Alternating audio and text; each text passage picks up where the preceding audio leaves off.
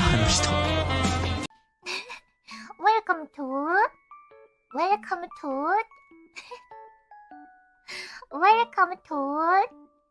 さあ、リーガルマインドセットさんチャンネルどのパフパフはいです。 Hello, what up, nerds? What's going on, guys? It's your boy Legal Mindset coming at you with internet now. Holy shit. Our boy has internet and we are 100% back. It's good to be back.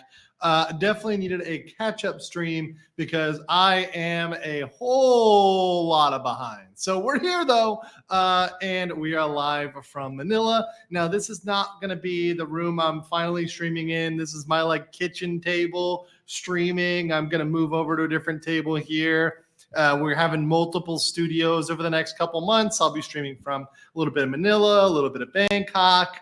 But yeah, we're here. We're in the house and we're hanging out, and we got a lot to go over today just to catch up.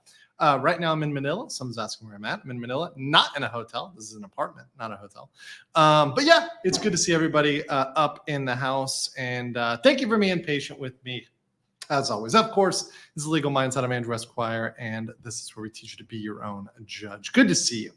Good to see you guys today. So yeah, today, honestly, because I've got so much, I'm gonna have to actually break up a lot of the topics that I want to talk about into multiple days. So I'm going to actually have to move a lot of things I want to talk about to another day. I see, for example, Junie in the chat. And I know Junie's been covering TikTok, and that's something that I know a lot of people wanted me to cover, like the TikTok bill. That's going to be a separate day. It's probably going to be a standalone stream just so I can go into what it is, what it does, the authorization, the challenge. So that'll be its own stream, right? By the way, someone mentioned Converge. Converge is absolute dog shit. Right? I had to go with Globe if you're in the Philippines, and anybody knows the Philippines. I had to go with Globe because Converge was being an absolute pain in the ass and would not actually end up going and installing my shit. They just kept requiring more and more and more stuff. So I just ended up having to say fuck you and go with Globe, which was easy. I just gave them my money and they ended up doing it pretty quickly. So yeah, that's what happened over here in the Philippines. Of course, I'm in Manila right now. Also in Bangkok, I also moved apartments, and one of the holdups in Bangkok, which was a surprise for me, was I moved apartments to a new apartment in Bangkok, and when I moved to that new apartment, they cut off the internet at my old apartment 3 days before I moved out. So I did not know I was not having internet for the last 3 days of my lease. So I had all these streams I had planned that I couldn't stream.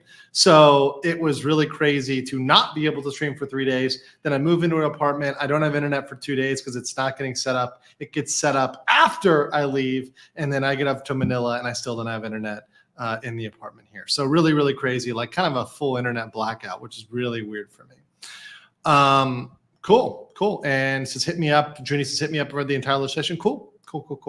I have not heard about the Hoyoverse Zenless Zone Zero creator contract. Haven't heard about that. So you'll have to DM me about it and tell me about it, whether it's worth covering or something I should look into. Might be interesting. Today, we're mainly going to look into 3 topics. OffKai with Kirsche, because I meant to comment on that publicly. I have not had a chance to on video comment on that, although I have commented on Twitter. So I'm going to comment on Kirsche and the OffKai banning today and why I think it's a horrible idea. I'm also going to tell a story from my my past where I used to help run one of the, let me put it this way. I have been involved in a lot of conventions. I have had leadership positions in multiple conventions. At one convention, a very large convention, I helped run a track. At another convention, I was pretty much running the convention. I was one of like the 4 people running the convention. And at a separate convention, I paneled a lot. So I was on a shit ton of panels, right? So there's that, right? There's that part. So I do know a lot about conventions. So we're going to talk about the Kirsche thing, not just from a freedom of speech, but from you're running your convention and this is how you're allowing your convention to be run standpoint. And then we're going to get into a little bit about the everything wrong with VTubers issues, right? And that stuff. There's a little bit of possible slander / defamation there going on. Also some just plain stupidity. going on with the Everything Wrong with VTubers person. So we're going to get into that. And then last, there's a Disney Springs cookie mutiny, which is kind of funny. It's a funny story. I love covering the Disney stories. I still love those topics. And this one is just hilarious. It's a demand letter, and it's just absolutely hilariously written. So I'm going to read it live. It's like 3 or 4 pages. Let's see. What is it? 5, 6 pages. But at the end, there's a timeline. So I may not read every single demand. May just read like the 4 or 5 pages out of the 6 or 7 or something like that, or 8 pages. So might just read the first 4. But really, the intro is what is so epic. So we're gonna do it. It's gonna be great. And check that out. Repton94 says the only base lawyer son on YouTube. You guys know it. That's just pure facts. It's just pure facts. Also, hold on. I gotta post this on Twitter. So let me post this real quick on X, saying live now for a late night catch up stream. So yeah, let's make sure everybody gets this news out there. If you see this on Twitter, I'm gonna retweet this out there for you guys. Make sure that you retweet it so everybody gets the link and everybody knows to join. Also, yes, check your subscriptions, because I know that for a lot of people, they're getting unsubscribed and they're getting booted.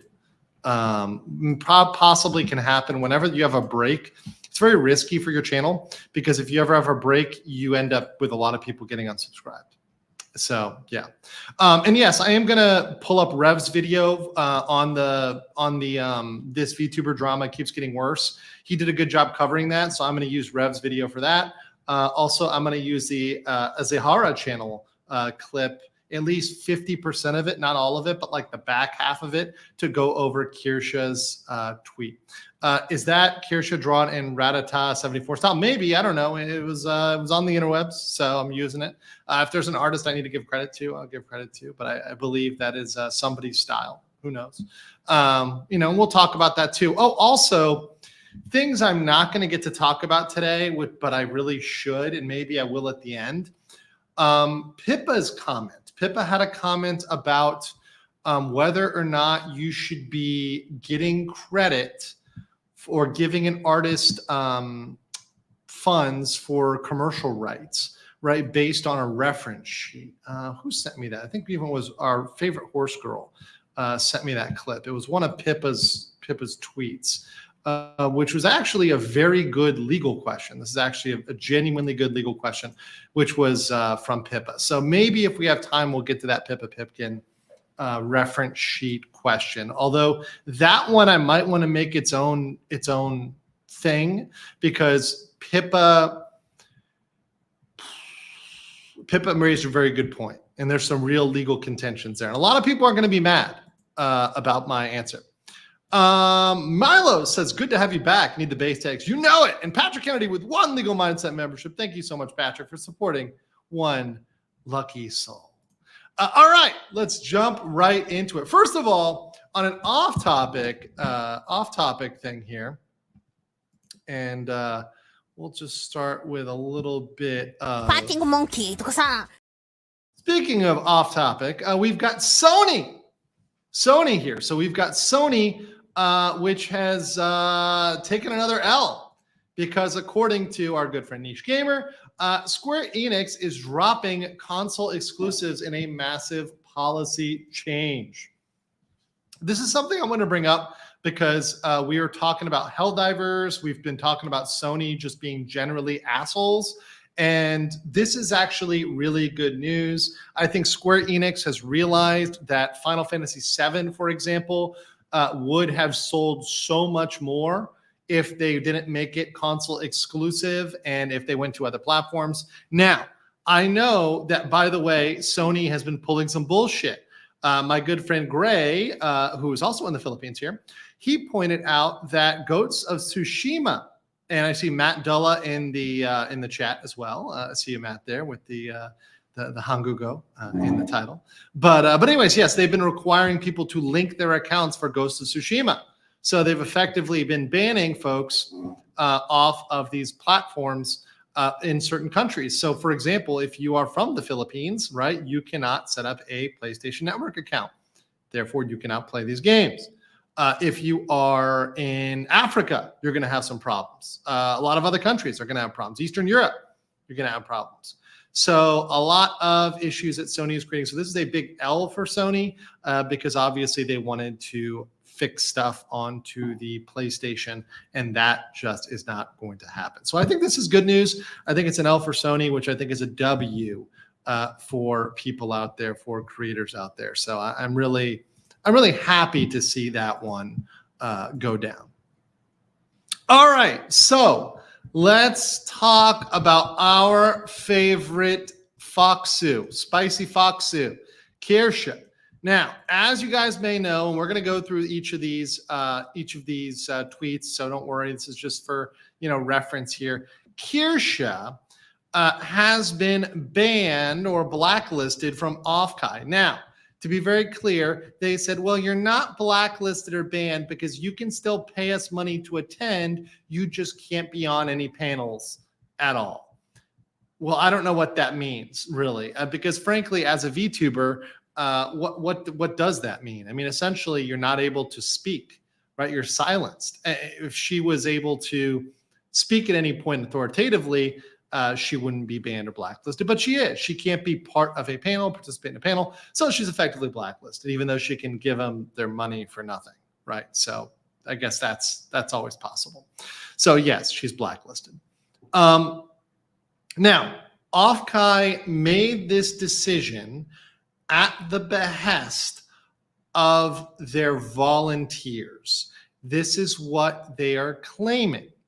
So what they're saying is that at the behest of a volunteer, not leadership, they don't have the balls or lady bits or whatever else, whatever they, them parts, whatever we got here, right? They don't have the fortitude to actually say leadership is banning you. They said that because of volunteers, we are going to ban you, right? We're going to ban you because volunteers are uncomfortable with you, right? That's what they're doing it. They're shifting the blame. Now, to me, that is cowardly. First of all, if you're at leadership needs to take responsibility for their decision. So their decision is, we are going to ban you. Therefore, leadership needs to own, that is our decision at OffKai. And therefore, we as OffKai are banning you. Instead of saying, oh, well, our volunteers aren't uncomfortable, so therefore we're requiring you not to come. No, that's a ban, and it's coming from leadership, and you're passing this down. It's really, really, really, really insane. By the way, Gordo Gamer says another month, another topic on a base VTuber. Indeed.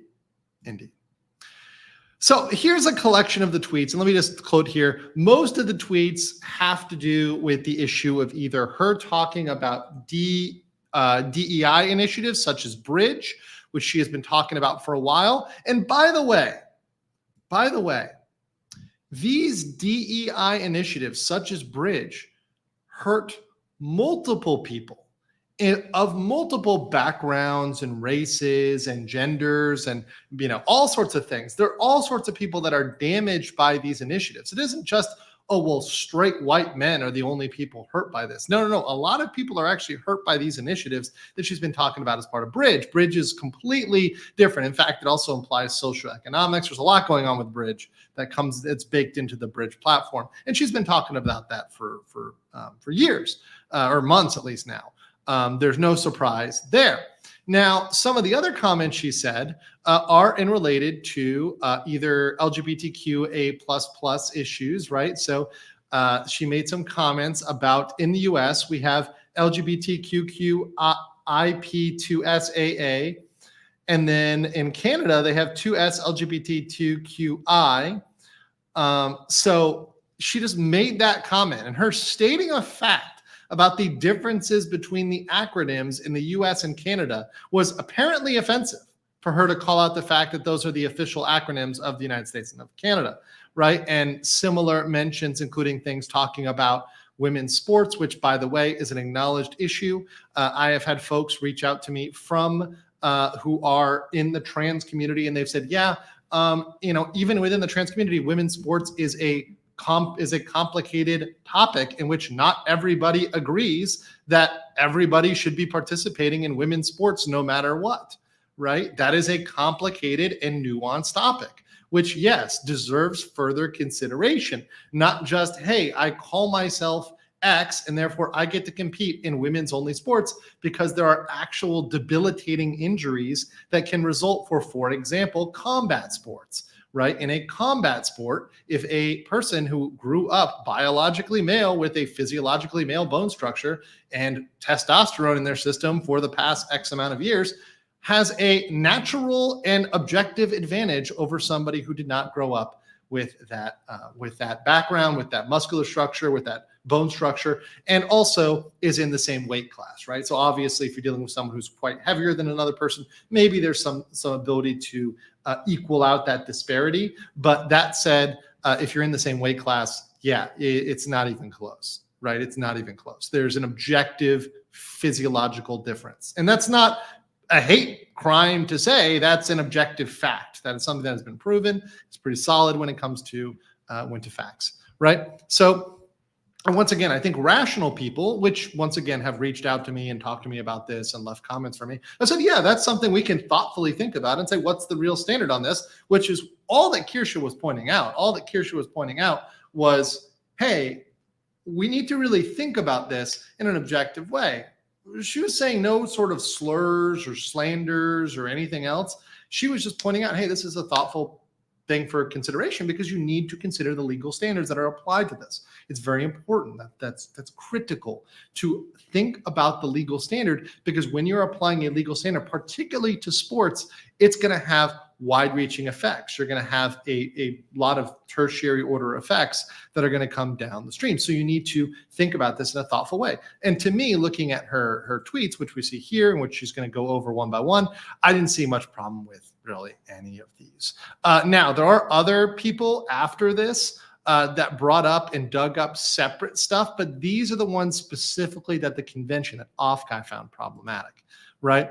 And that they pointed out. But what's not problematic, and in fact is absolutely incredibly... Hello, Special Department. Are you, my fellow members of the BLM? Alberio, thank you for a member. Appreciate you being a member for 2 months. And then Honzo, arigato gozaimasu, Honzo, for 5 Legal Mindset memberships. Appreciate that. Thank you so much. And appreciate all the guys who support the channel. This helps me do this on a regular basis and, do stuff like put a 3-month deposit on my internet, because that's what it took to make it happen. And your boy's going to do that in order to get internet, because I need to stream, God damn it. And I need to stream now. Yeah, it was 3-month deposit, a really crazy thing. But anyways, it is good to be back.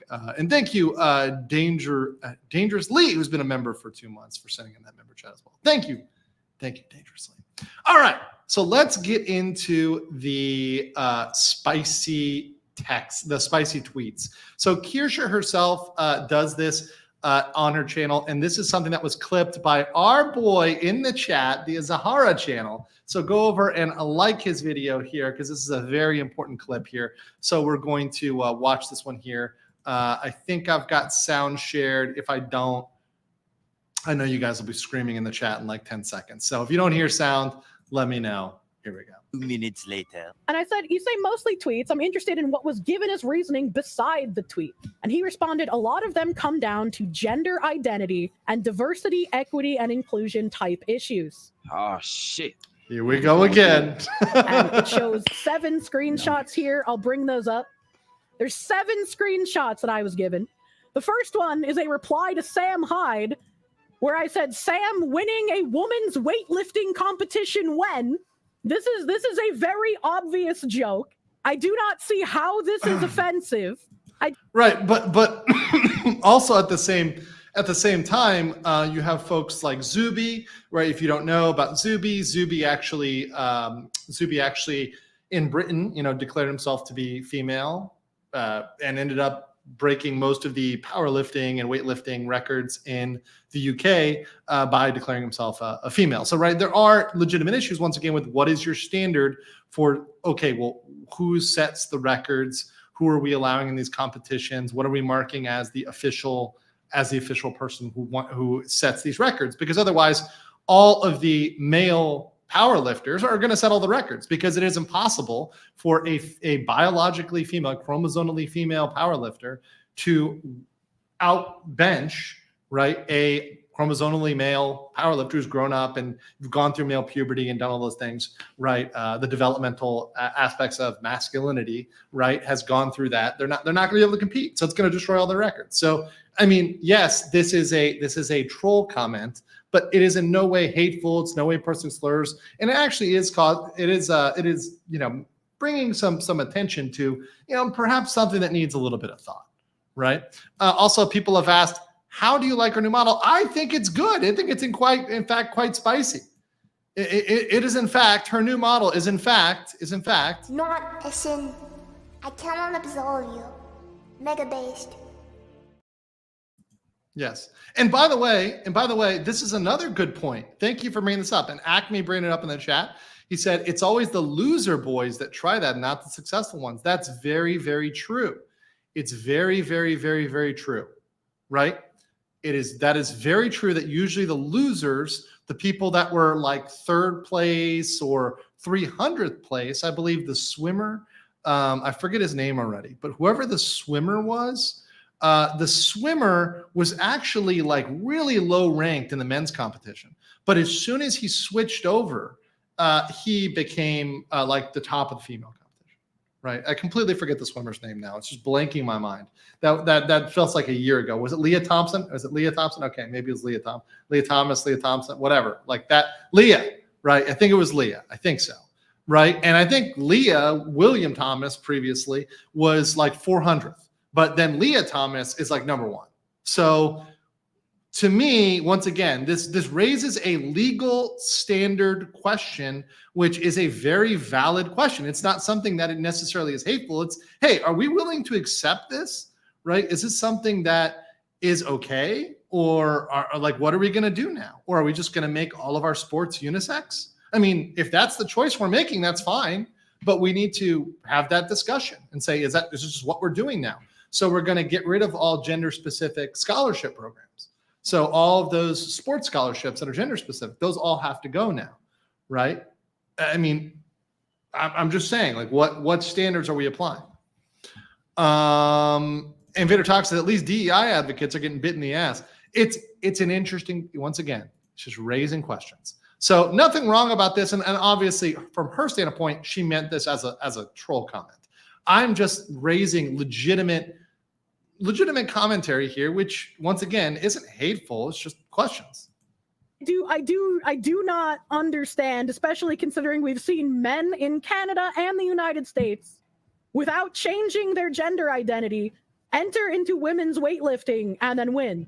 Yeah, also, once again, Zuby in the UK as well. So, right, US, Canada, UK. I believe New Zealand said the same thing. So, once again, these are legitimate questions. I am quite literally making a comedic commentary based on real-life facts. This is not an opinion. This is something that has literally happened. Yeah. It's good to be aware. It's very good to be aware because... And you'll see this in the DMs. This is a pattern. This is not the so anybody who gets mad at people commenting about factual situations, I don't know what to tell you. Like, I'm sorry. Look, I get it. If someone DMs me or emails me and says, "Hey, Andrew, can you be a little bit more sensitive in how you talk about this?" I'll think about, is it possible for me to do that? I genuinely do think about it, right? And what I want from them is, okay, well, how specifically do you want me to do that? But if their answer to me is, well, can you just not talk about it at all? I'm like, no, I'm not going to not talk about it. You're not going to silence me. But if there's some way I can talk about it in order to be better, I'll do that. I will do that, right? I'll try to do that. If it's a minor way that's able to still talk about it in a complete way, giving a legal analysis, I'll think about it. I'll consider it. That doesn't mean I'm going to agree, but I will think about it. Right. But if you're just saying, hey, you can't talk about this topic, no. And that's what OffKai wants. OffKai wants this topic to be off limits. Year they have tried blacklisting someone.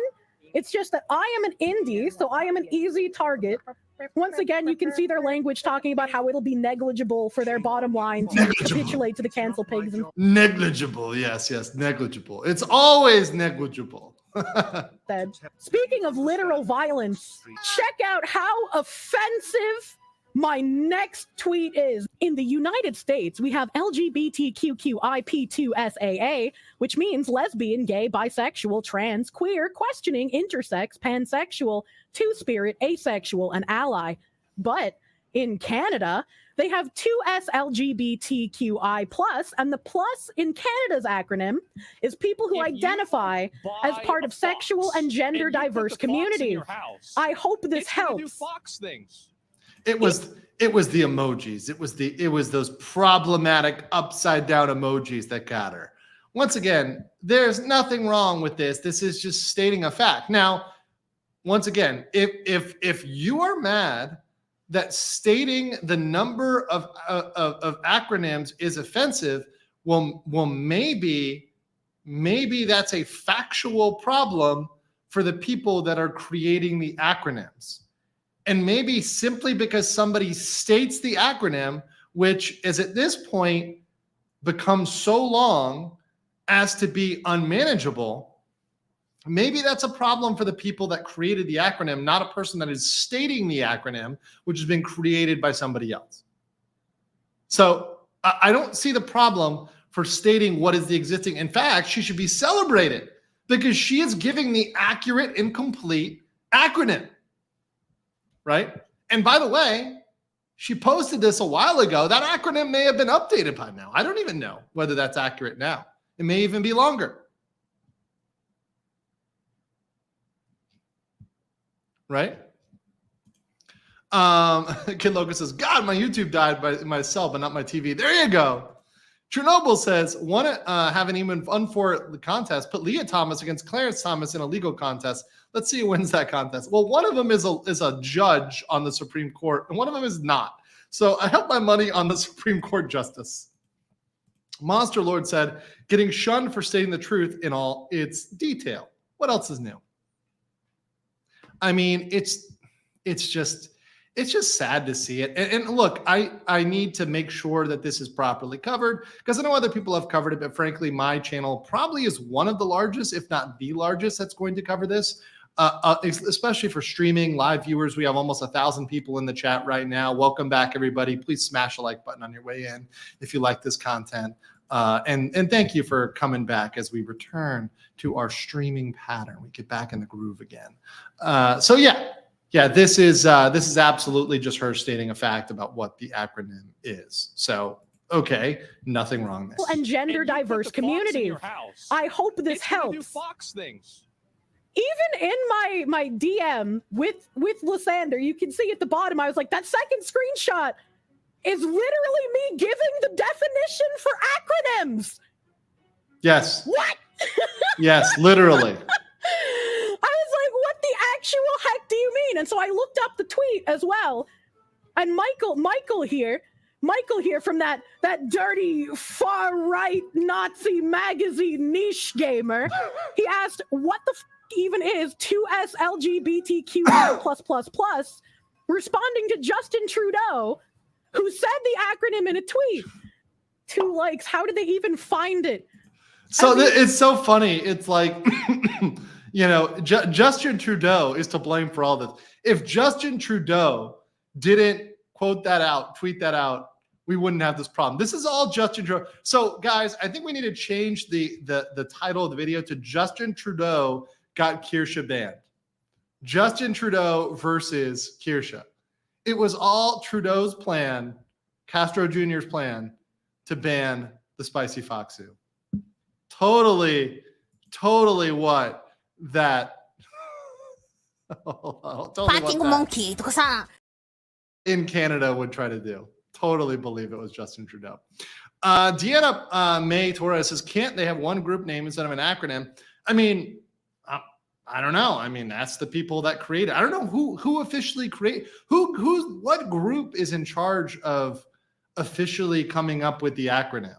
Like, who gives who the reins to make the acronym? I don't know. I don't even know. Sydney Clark says, blame Canada, as South Park told us many years ago. Prophetic once again. Chaos Smash says, this long acronym makes me very upsetty spaghetti. Well, please write to Justin Trudeau your complaint letter, and I'm sure he throws that in the same trash bin as all the other complaints he gets on a regular basis. They said the same people who tried this last year are gone, but are they? Will the one who is trying this be able to volunteer next year? I doubt it. And I'm going to tell you why I do not believe that these people are gone. And I, in fact, believe they're probably very close to leadership. And I'll tell you that from my experience using a story from my days at a convention and a story about toxic masculinity. We'll get to that after we get through this. KMW, thank you for the 20 Legal Mindset memberships, giga-based, 100%. Hello, beso department. Thank you for that, KMW. KMW is in the chat to celebrate that. And if you got a free membership, say thank you to KMW, or just say thank you to KMW in general. And also, Yarel, Leander, Sola, shout out to Canada, I guess, and shout out to the Philippines for hosting me for the next week or two as I'm here in the Philippines. I'll be back, of course. I really do enjoy the Philippines, and it will be one of my bases over the next few months. So you're going to be seeing a lot more out of me here. Maybe that off collab with DN will happen sometime. We'll see. But yes, shout out to Canada. All right, let's continue this. As you can see in some of these other images, not this one, as you can see, they have like the word pronoun highlighted.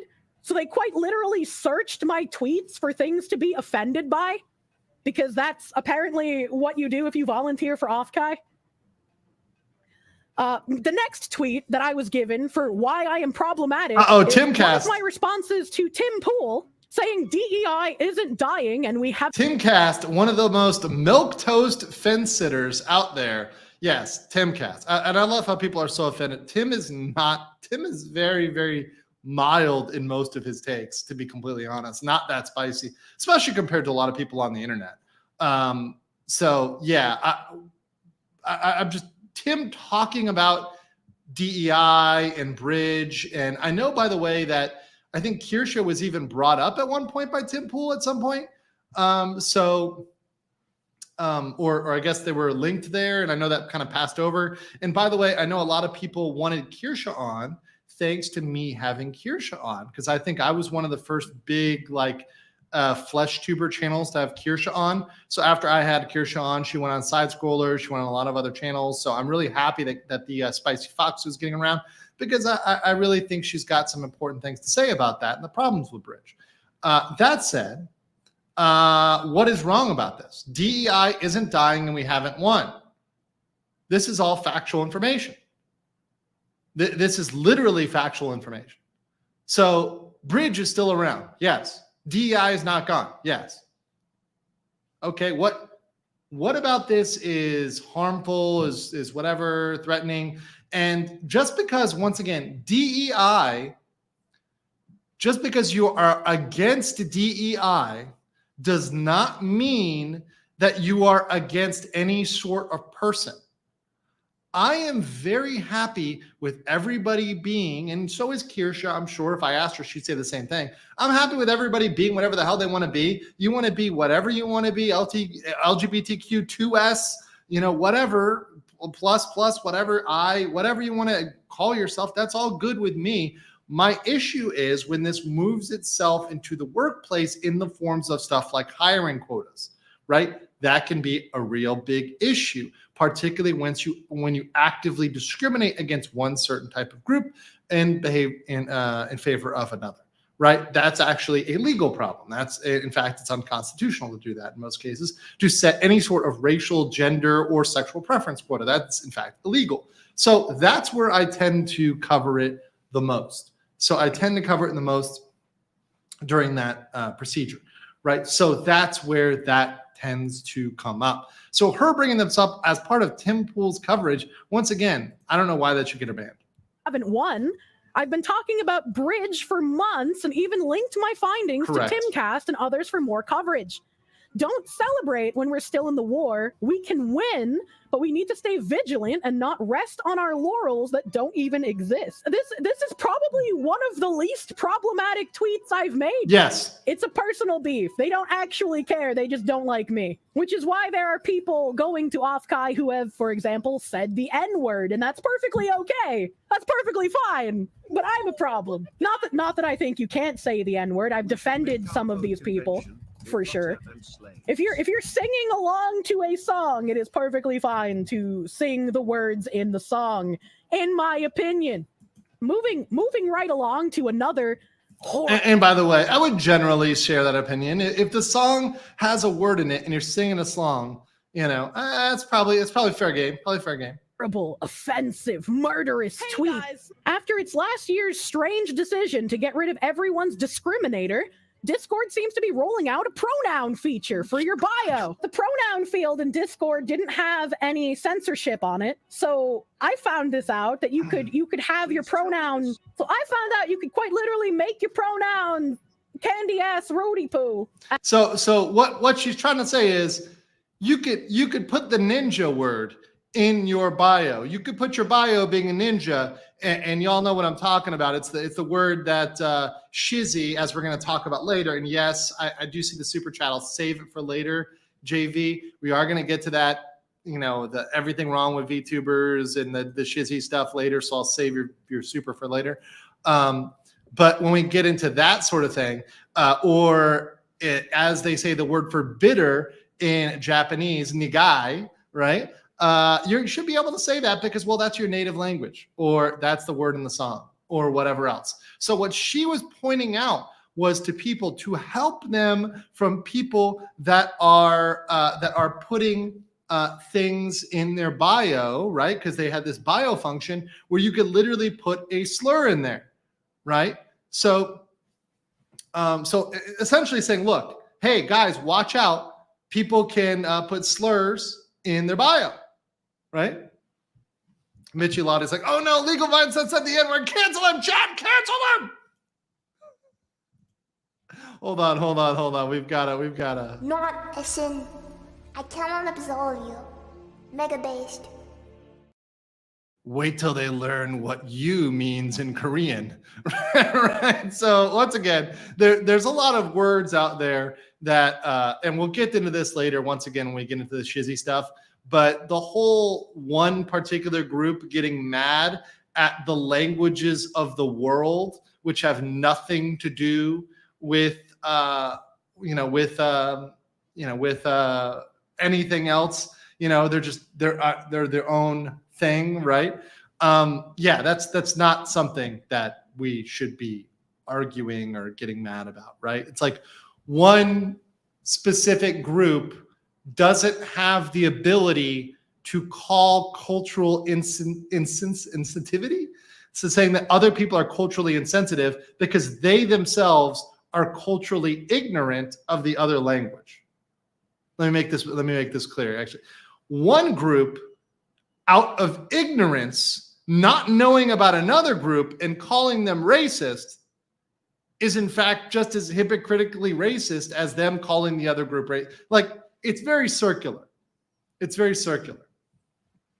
If you are too lazy to understand the other culture, but you're saying that they are indeed insensitive, I think you're the insensitive one because you're not taking the time to do the proper research before you point the finger. And you don't realize, hey, you got three fingers pointed back at yourself, right? Let's get here. Let's see. Future Boy says, I say let trans and women's sports fully fly. Only then will there be indisputable proof that they'll completely dominate. Then we wholesale reject it. I mean, that's what I used to say, but actually we've had this happen already. So I think we have enough concrete evidence of this, like objectively happening, and there are people that have actually been harmed already. So I don't know. I'm thinking we already have objective evidence. Here we go. Shorio says, I'm omnigender, both male and female at the same time. With DEI, bridge, and pronoun sensitivity, identity politics related bullshit makes people like me look bad. Can't I just enjoy stuff? Exactly. And that's what I want to stand for, is just fucking enjoying stuff. If there's one thing I want to stand for is fuck off my lawn. I'm just trying to watch some goddamn anime. Like, come on. Like literally. Like, all I want to do is enjoy my video games, enjoy my anime, enjoy my waifus, enjoy my Oshis, and go about with my day. That's all I want to do. Is that so fucking hard? To answer that question, it's my good friend Gator. Gator! You said the magic word. I just want to watch my anime in peace. Yes, I just want to watch my anime in peace. I don't give a daggone about these pronouns and all this stuff. You know what Michael Jackson's pronouns are? Hee hee. Fuck you, Gator. Hey, it's good to have you back, man. You were good to be back. You were suggested to come on for this one. I think a couple people in the Twitter comments, the X comments said, "Hey, get Gator on for this one." So, all right, I'll get Gator on for this one. And I know you were planning to go to OffKai. So yes, I will be there with Necro 13. Yeah. Yes. So this is a very interesting one, indeed.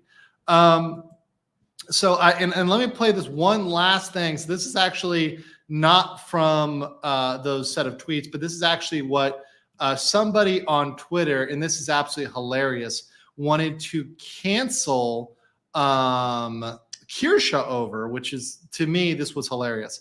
So she was playing a game, which is an excellent game. If any of you haven't played it, it's called Papers, Please, in which you are playing a proud communist of Arzostrakhan, right? And now this is a immigration official. And essentially the point of the game is to stamp people into the country. And you get to decide whether people are let into the country or not. You can reject everybody. You can accept everybody. You can do whatever, right? There's different playthroughs, different endings. It's very, very interesting. It's actually a commentary on communism. It's a commentary on immigration, the Cold War, right? And so they clipped this out in order to prove that she is racist. I am not kidding. This is from a gameplay of Papers, Please. I'm gonna play this clip. Entry is restricted to Arstotzkan citizens only. Deny all foreigners. Glory to Arstotzka. Hell yeah! Fucking get rid of the foreigners, dude. All right, I can accept This is a game. kind of communism. Please. Oh, this is the bird. What is this? Purple? Purple's not my country. Get out. Green. Deny. Get out. Get out. Purple's not my country. Redbird. Oh, fucking Orbistravians. I hate you so much. Little purple person? Fuck you, purple person. Get out. No immigration. Well, get out. Get out. Fucking you look like a all right, another blue guy. Get out, blue guy. You're just not allowed. You and your fucking mutton chops. What are you? You're a purple person? I don't like purple people. I'm a purple people eater. Get out. 130 credits. Give me a papers. Purple person, get the fuck out. This fucking scientist lady from the purple country, get out. All right, green guy? No, denied. Get So out. green, purple, blue. Brown person, get out. I need my fellow from brown country. There we go. Get out. This is what they had a problem with. So of all of those colors, at the end there's a mention of brown, right? There's a mention of brown. So because she said brown at the end there, she's clearly a racist, right? But that would mean she's also racist against blue people and green people. Yeah. So all of those blue people and green people out there, all of you people who really totally exist in real life, totally, really, you guys are It's okay. Awesome. It's okay because I gave Kirsche the green word pass. Oh, you did? Okay. Yes. So she can be racist against green people. It's okay. I forgive her. Yeah. And once again, this is the comment. Let me just put the comment. This is the deranged people on X here. This is what they said she was doing as part of that. In the reference video, you literally make a joke about eugenics towards brown people. 30 seconds in. Just own it. I would respect people like you so much more if you said what you believed with your whole chest, right? First of all, I'm not sure this man understands what the word eugenics means, right? Because that's not what she was talking about. But yeah, she was talking about the color of the passport. You mentally, okay? Let's All right, explain this to me like I'm retarded. That won't be that hard. Passport color. I hate to say it, but eugenics does not based on the color of your passport. I know that may be hard for people. Yeah, it's based on the content of your character. I mean, Oh, hilarious. So look, to me, and this will be interesting because you're going to OffKai. I said, look, if you are mad about this, frankly, the only way to do it would be to boycott OffKai, right? Because obviously, and now I'm going to get to the convention itself and where I think this came from, but like in terms of the remedy, like that to me would probably be the only remedy, right? You know, now if you want to go and you're going to go, more power to you, all that, you know, I get it, right? But I don't know what to say in terms of the remedy here. Now, in terms of the person that was apparently the cause of this, they said it was a volunteer. Now, so my experience working at conventions, including as a track director at a certain convention, right?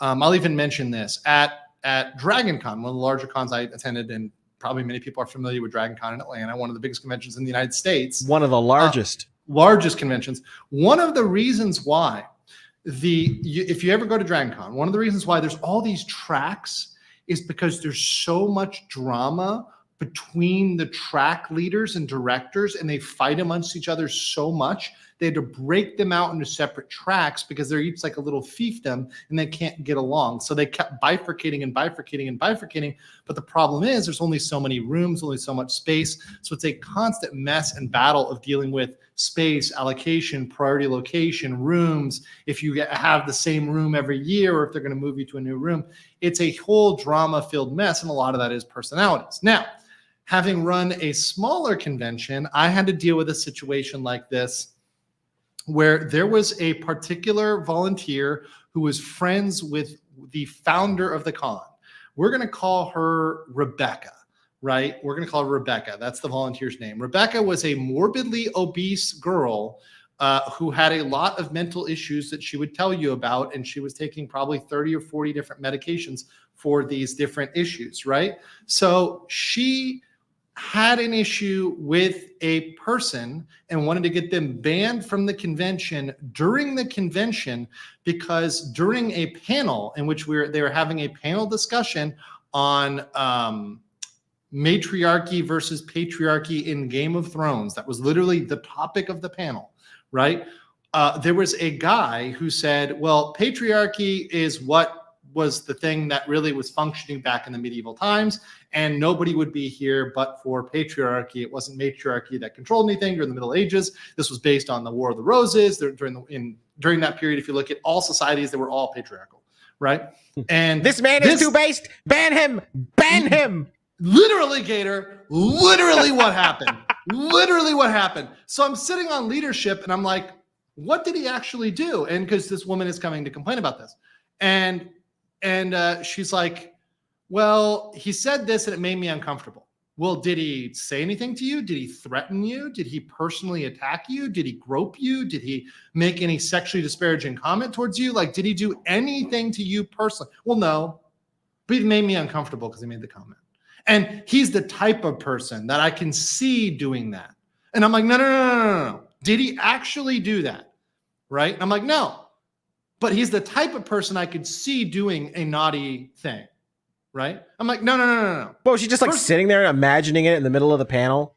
Like, oh my God, I hope he doesn't abduct me into the patriarchy with his big, strong, manly hands. And I said this too. I said, first of all, please never say any of those things like, oh, it's the type of person I could do insert defamatory, slanderous statement here, right?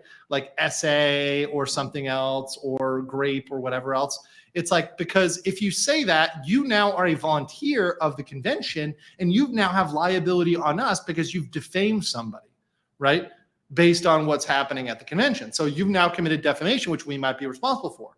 So to me, I was thinking of that volunteer as more of the liability because she's saying things that are potentially defamatory, right? Now, unfortunately, the leader of the convention, who was her best friend, her BFF, and so her BFF came to me and was like, look, it's easier if we just get rid of the other guy and then we so that she doesn't cause a mess. Literally. And I said, no, it's ridiculous. And she's just going to do this again.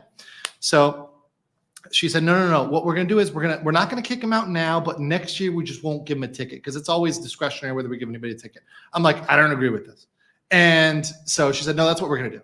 And now the next year I did not come back. Right, because I had other stuff to do, and then I never associated with that convention again because I was done traveling. I was gone, But yeah, that's what happened. It was the besties thing. So now, of course, this is making a lot of assumptions, but this is one reason on how nepotism and this sort of bestie relationship, these sort of close relationships, because these two girls had been friends for 10 years before the convention started, whatever. So they were able to cause chaos. And because that volunteer threatened to raise a ruckus, to cause issues, to tell other volunteers to not come, right? They decided to ban this person. Once again, horrible decisions. And when you see a convention going down that road, it's a bad road. And it leads to ultimately the convention just being shit canned. And by the way, that convention no longer exists today. No longer. Well, see, and this is a very important lesson. I don't know if anybody that's working at the convention or somebody. That's and by the way, this was not. I'll just be very clear. This is not OffKai, clearly, because I'm talking about a different again. This is a separate convention, a small convention. Yeah. Right. Go ahead. I don't know if anybody that is part of the making decisions at OffKai listens to this at some point, but this is something they definitely need to take to heart and pay attention to, because the way that these sorts of things fall apart is death by 1,000 small cuts. So they may be like, oh, well, banning Kirsche is negligible. Why? Because she's an indie. Because she's not one of the larger indies. She's still not a member niche. of Hollow. She's not a member of Nietzsche. She's not a member of FaZe. The only thing they probably had to consider was her relationship with Pippa. Right. Right. And I think that probably was part of the reasoning, because it's like, well, we can't get rid of Pippa because Fishman would pull all of FaZe. So instead, we're going to get payback on Pippa by banning her friend. Yeah, that's my take. And mind you, Fishman sponsored the entire vendor area. So once again, you're part really of me wonders if that was a flex because of what happened last year. And see, we wouldn't have known. We don't know. We wouldn't have known that this happened last year, except for the person that Kirsche talked to accidentally let it slip, because Kirsche made the mistake and mixed up OffKai and Youmacon, where it was public that they tried to pull this on Pippa, and he accidentally revealed, OffKai also tried to do the same thing to Pippa, but Fishman said, if one of us can't go, none of us is going. Yeah, no, exactly. And that's true. And by the way, that is the way you should hold the line for your organization. If they're able to ban one person selectively, they'll ban everybody. And they'll pick and choose who they want. No, sorry. Context from Professional Gentlemen. Sakana, the CEO of Face Connect, bought out all of the vendor booths at OffKai so the vendors could all make profits. Bro, talk about 100%. Hello, Beso Department. And the move that you should make as a CEO to win hearts instead of being a dick like Riku, right? Shiori, I'm gonna get your last super. Don't worry, I did not skip it. I asked you something and Soupy skipped. I did it because we're gonna get it right here. Shiori says OffKai is really an L. Can you also cover this? Also, Rev says Desu's latest video isn't drama only, and I sincerely say it is equal coverage. Can you? Yes, we're going to both. I'm going to cover both of those, Shori. So I'm going to get to the Rev video on the Shizzy stuff. We're going to get to that. OffKai is really an L. I don't know. I mean, I think they're taking an L from a PR standpoint here, because this is not a good look, and it's going to have people. I mean, even if you bought this year, it's going to have you severely considering next year. Right. Yeah. And Necro and I have talked about that. Until they rectify the situation with Kirsche, we do not plan on going back. This year is a little too late because we've already can't cancel. You bought the tickets. Yeah. Bought the tickets. We have the airplane tickets. They're non-refundable. So we figured we're gonna go. I'm probably gonna wear Kirsche merch just to thumb their noses, just to rub it in their face and be like, yeah, fuck you. If you get banned for wearing Kirsche merch, hello, Streisand effect. Hello. It would be the most based thing I've ever done. Super giga based, Gator, if you get banned for Kirsche merch. Also find Gator in the Kirsche merch. Pointing out historical accuracy is triggering. Yes. Mr. Wolfwood said, gotta love the equality police that hate equality. It's funny how that works, right? It's funny how that works. Jim Blaze says, in an equal world, some are more equal than others. Wasn't that like Animal Farm? Like Yeah, some I believe animals so. are born more equal than others. Alan Kurtz says, hello and good afternoon to all the Southeast Asian people. Shout out to all my Southeast Asians out there. Whether you're eating adobo or pad thai, whether you're over there getting your bonsai, you know, or whatever you're doing out there. If you're in Jakarta time, shout out to the Niji sisters, hate watching me. It's all good. I love it all. Appreciate all y'all here in Southeast Asia. For example, Thelvi Rose with the 2,000 Indonesian rupiah. Appreciate you very much. All across Southeast Asia. And I hope to, if I haven't gotten to your country yet, I will eventually visit all the countries in Southeast Asia. I'm almost there, almost all checked off the list, but I try to spend a good amount of time there so I really get a feel for the culture. I'm really enjoying my time in the Philippines. Watato Dao said, $5. I wish we could stop canceling people based on different opinions, political views. Safe space is a sugar-coated synonym for echo chambers. I agree. Yep. I believe in tolerating everybody's opinion. Even, by the way, I'm okay talking to the super commies. People say, oh, you're on the right. I'm okay talking to people on the left. Let's have conversations. And you know what's really great about the VTuber community? I have people that get into my comments and they say, Andrew, I'm far left. I'm what you consider like socialist left or like almost, you know, communist left. But I still agree with your takes. And I love to hear that because we can have common cause and we can have common enemies and we can have common purpose. I'm not for big corporations using international law to exploit people. That's not a thing that's right wing or left wing. That's just human decency, right? And you know, when an individual is being crushed by a corporation, I'm against that, right? I am pro individual, anti corporate, right? Anti oligarchy. So I'm definitely for that. Knight says for 500 yen. So the worst part is these people are parasites. Once the host expo dies, they just jump onto the next. Yes. A lot of these people that are the perpetual volunteers that are out there, they end up moving from con to con to con. And when one con dies, because they've been allowed to control it too much to the point where it's become essentially a event that's more for volunteers and for guests, that's when it goes downhill. When a convention stops being about what they're delivering for the people and starts being what they're delivering for themselves. That's not what an event's supposed to be about. Silbury says everything is explicit or literal explicit depending on what benefits them more. The reason you brought it up was to attack it. They're scared to acknowledge the literalisms. To me, the people arguing, for example, about the papers, please argument about the brown people point, they're doing that in the worst faith. Right? They're watching the clip, knowing what they're saying is wrong and saying it anyways because they know that that tweet will just be blindly retweeted by people who won't bother to actually even look at the video. It's pretty crazy. Kid Loco says, row, fight the power. You know row, fight the power. Phoenix DS for 20 Canadian says, a phase power move would be if Fishman brings Kirsche on board for the convention and have a Pippa Kirsche power panel. Technically, they could do that. If they hired Pippa or if they brought her on as a phase consultant, they can't, I mean, they would have to ban all of phase.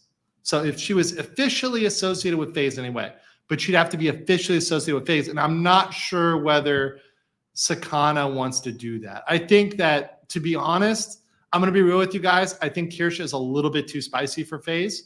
I think that while she's probably welcome as a collaborator, I think as an actual, like, we endorse her probably is a little bit too much for phase. I don't see Sakana doing that. That would be a Giga-based move, but I don't think he's going to do it because I think that it would be a problem for him, particularly because you got to understand phase is a Canadian-based company. So, and once again, I'm sure Kirsche wouldn't want to be censored in the way that she probably would be happy, would have to if she's coming out with phase. Just have to be. And so I think for both parties, they wouldn't want to do that. Diana May Torres, absolutely based with the 5 Legal Mindset memberships. Thank you so much for supporting the channel. Thank you so much for the memberships. Helps me do this on a regular basis and support this channel. So thank you, Diana. I appreciate that. Mandrake says, you look like my dad. I am looking for a father. Where were you October 2001? I was in 2001. I'm going to tell you right now, Mandrake, I was definitely not getting laid. I was probably in 2001 when I was in school. I was probably trying to beat Final Fantasy Tactics again and like get Orlando because I didn't get him like the first playthrough. So I was probably doing that or like playing Vagrant Story or something like, you know, or maybe I was playing my Dragon Ball Z AIM run RPG online where we were rolling D20 in an AIM chat. I was probably doing that. I was busy installing emulators on the school computers. That's pretty based. That's pretty based. Oh, I was also playing MUDs. I played a lot of MUDs. One of them was Star Wars based, and another one was Star Wars MUDs. That takes me back. Yeah, I was a ranger, and I would like set traps. You had to put like set trap net, and you had to put which way it was facing. So you had to be like north, west, south, east, and it was up and down. So you had to like net the entire area, you know, and then you catch somebody, and then you could attack them for double damage. It was really cool. You ever do crazy space battles in Star Wars MUDs where you have to like, use the coordinates to maneuver your ship? Yes. It's like move to the northwest quadrant 1. It's like so fucking. It's so insane. I was so stupidly good at the space battles. Yeah, they're good though. They were good. I think the biggest one was like Star Wars: The Rebellion or Star Wars something. But anyways, I did a lot of the space. Our paths may have crossed at some point. Were you that Devorian I killed in Sector 5B? No. So when people say, whenever like, for example, like Lofty will say, you weren't a gamer. I'm like, bro, I was gaming on things that you don't even know existed. Soy boy, you know, it's absolutely like back in the day of mud gaming. Like who the fuck knows about that? Gen Z is like, what the fuck are you talking about right now? You cannot get ye flask. It is tied to ye dungeon. Please do not involve FaZe. No, we're not involving FaZe. I'm just speculating on legal stuff, right? So Ty, I was asked a question. If I'm asked a question, I'm going to answer a question. I'm not involving FaZe. I'm not contacting Sakana. I'm not going to Pippa. This is just me telling you the legal facts. Someone asked me a question, I'm going to answer it, right? And that's the answer. Like, yes, technically that could be an answer. I don't, once again, Kirsche said she doesn't want that to happen. I don't think it's going to happen, right? Felvy Rosa says, sorry if it's off topic, but have you covered Hoya versus League ZZZ contract with content creators yet? No, I need to get that. It's something that I will probably cover on my next stream. Once again, this is a catch up on just some, like a tiny bit of the topics I have not covered. All right, Don Comics says, let's go 2 months with a base community here. Excellent, D. Monkeys in the chat for our boy Don Comic or girl, boy or girl. I don't know Don Comic. Whatever you want to be out there hitting 2 months. Stay based. I don't know whether you're a boy or a girl, but you are a monkey. You are a monkey.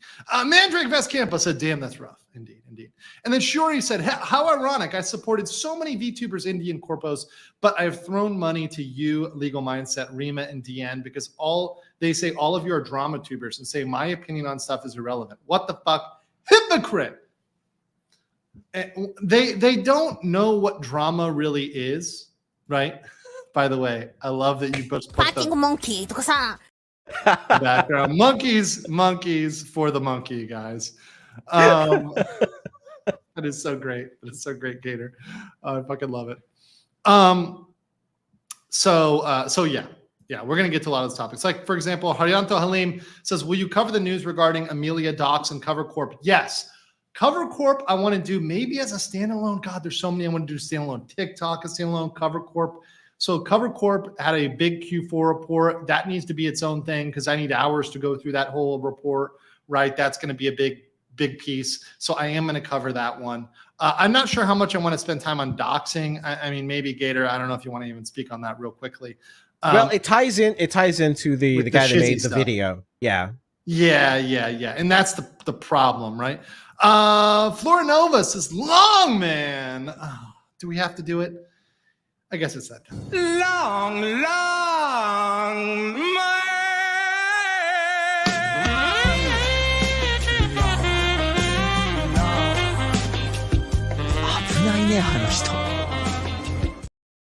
Hope you guys are enjoying those new memes. Obviously, that's where that's where some of your funding goes towards making these new memes. And yeah, Yeah. Phoenix has ever played Zork, text-based Atari dungeon crawler? No, I have not played Zork. But sounds interesting. All right, let's get to our second topic. So here we go here. JV put this topic, and this is getting into our second one, which is, just in case we get to the slander topic, Salvi the Blue Squirrel YouTube has reported that the Doxer has recruited a larger content creator to cancel the detective. Who the fuck is the detective? I don't know who that is. So I would have to look into that. No idea, JV. No idea. So thank you for that, though. So let's get into this second one, this drama with Shizzy. Now, I've got these comments following up here from, I believe, the Woofer right here, who's like Woofins, all right? And these are obviously interesting posts. But before I get to this one, I think we need a little bit of background. And I think the Rev video is probably the best background on this, I find, which has become kind of standard. I've seen Rev doing a good job on a lot of this stuff. So perhaps let's start with watching at least a little bit of this to get some background on this. Oh, okay. Thank you. Emily Watson is a detective. Okay. Thank you. Amelia you guys. Watson. Yeah. Thank you for clarifying that. Gator, you're supposed to give me this background. What are you doing? You're slacking, man. You're slacking. But yes, just I will. I will talk about that in the context of this, and there probably will be more that I'm going to miss as part of this conversation. But just understand, this is like me stepping into it. Because the surrounding situations have gotten even crazier. We have now gotten, I believe, the third or fourth final response from this creator, this time addressing claims that people are making that he used to associate with several members of the Smash community who were eventually outed as legitimate predators. And in his response right here, he would claim that the lolly likers on Twitter were mad in raising that whole situation up because they were jealous of the Smash players for getting the real thing. And the real thing he's referring to is real children being abused by these Smash players. Yeah, this is a very bad situation and things are continuing to spiral out of control. So let's remind ourselves how we got here. So this is the individual who made this video a lot of people have been talking about over the past couple of days. This is his attempt to identify the various issues he thinks exist in the VTubing scene. And basically any valid point he was trying to make was completely overshadowed by the contents of the first minute of that video because he did some pretty egregious things. Beginning with this. So he shared a sample of the video on Twitter, which was the first minute of the video. And in that first minute, he showed a bunch of Japanese-speaking VTubers, and he claimed that they were racist because they were saying the N-word. Which, by the way, once again, as I mentioned earlier, a lot of that was the word for bitter, nigai, right? Once again, if they only learned what some words were in Chinese, some islands in the Philippines, or the word for you in Korean, right? Just saying.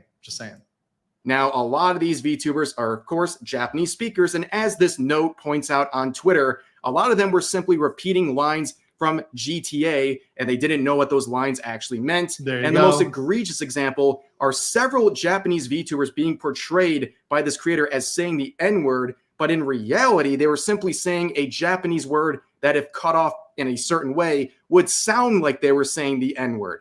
And the worst part of this video, in my opinion, is the fact that at one point he is sympathizing with the Kenji situation, where recently he talked about how a group of former friends were passing around his personal information on Discord and other places, including images of his real life face. However, in the first 15 seconds of this video, he showed the real life face of a current agency VTuber that came from a past life account that has no association to their current work. I believe this is the Gator. I believe this is the reference to the detective, aka yes, Amelia Watson, right? So the issue is that he took an identity that is not linked and he linked them, right?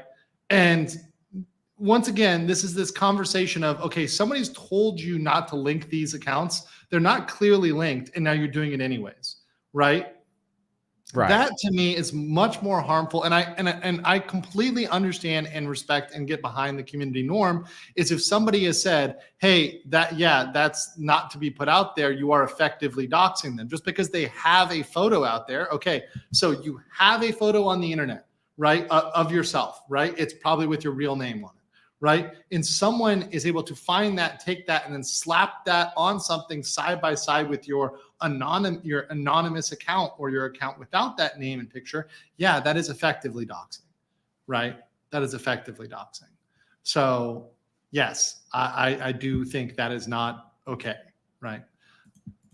And again, especially in the way he was trying to do it. Sorry. Go ahead, Gator. You were saying. I was like, let's say, especially in the way that he was trying to do it, because he was trying to create this false narrative that like all these VTubers are racist, and so not only was he trying to dox her, he was trying to do so in a way that would cause irreparable damage to her and potentially force her out of the company.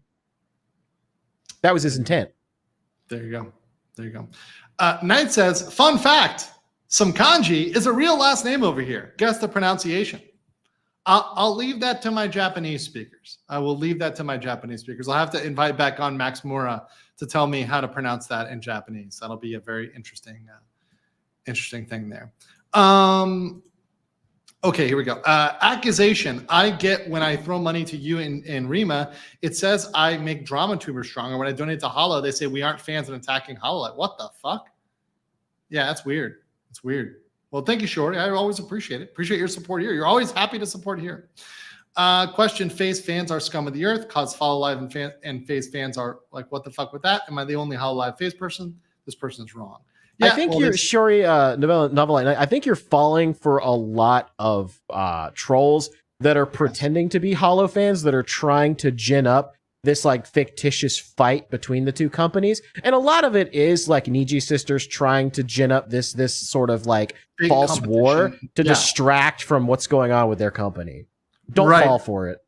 And so they're trying to make up the fact like, oh yeah, these Hollow bros are out here sabotaging us. I think a lot of this is like just on the internet. Frankly, to me, and I'm sure you guys agree in the chat, I honestly think 99% of people just want to enjoy their content, just want to enjoy their Oshis, just want to enjoy what they're doing. I don't think that they're they're out there trying to like do this. I think there's a lot of false flag ops, or what we used to call back in the day. This is a professional term from back in the day. Gator, you'll be familiar with this internet term, the gay ops, if you will. Yep. And once again, that's not meant in a slanderous way. That was meant literally the name of what went on back in the day.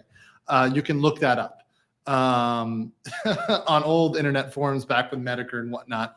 Haberman and his 24-hour gay ops. Yeah, a lot of stuff that was going on that was real interesting. But like, I think a lot of this is just occurring on the internet. I think there's like a handful of people, maybe like a dozen even, maybe even less than a dozen, that are creating this drama.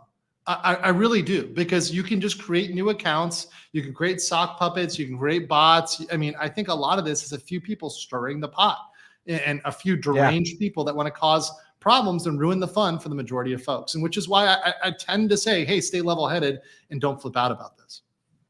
Mr. Wolf said, all this stuff to say, get love, nerds, from the VTubers to the flush tubers to everyone that exists. I agree. I do appreciate everybody, whether they are flush tubing or VTubing.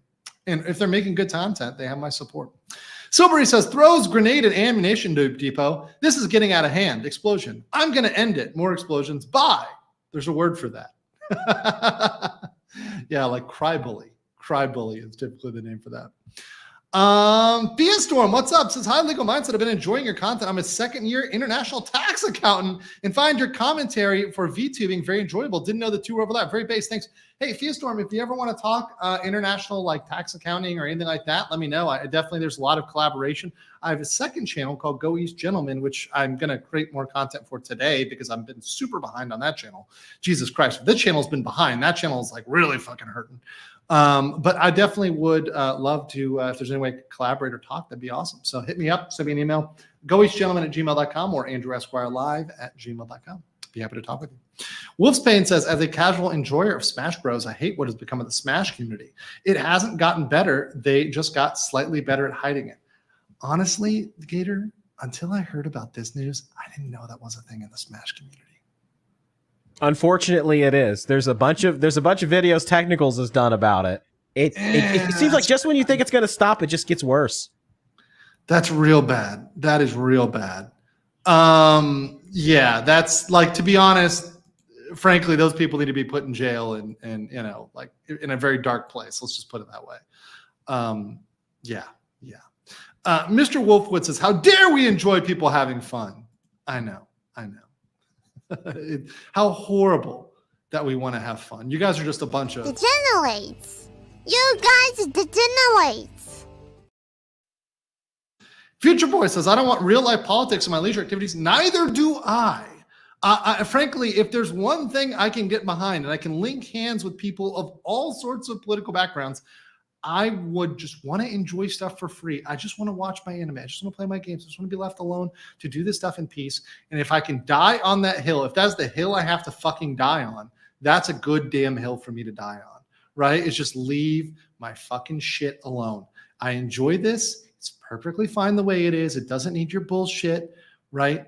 Let's just leave it how it is. And that's why people are knee-jerk reacting that's why people are pissed off too about a lot of the stuff going on with OffKai, because like in the last week, it's like they privately tried to convince Kirsche not to go public about what's going on, and then they announced a bunch of like woke-ish panels like all in like the last week, by the time like people couldn't cancel their tickets and people couldn't like, you know, cancel their flights and stuff.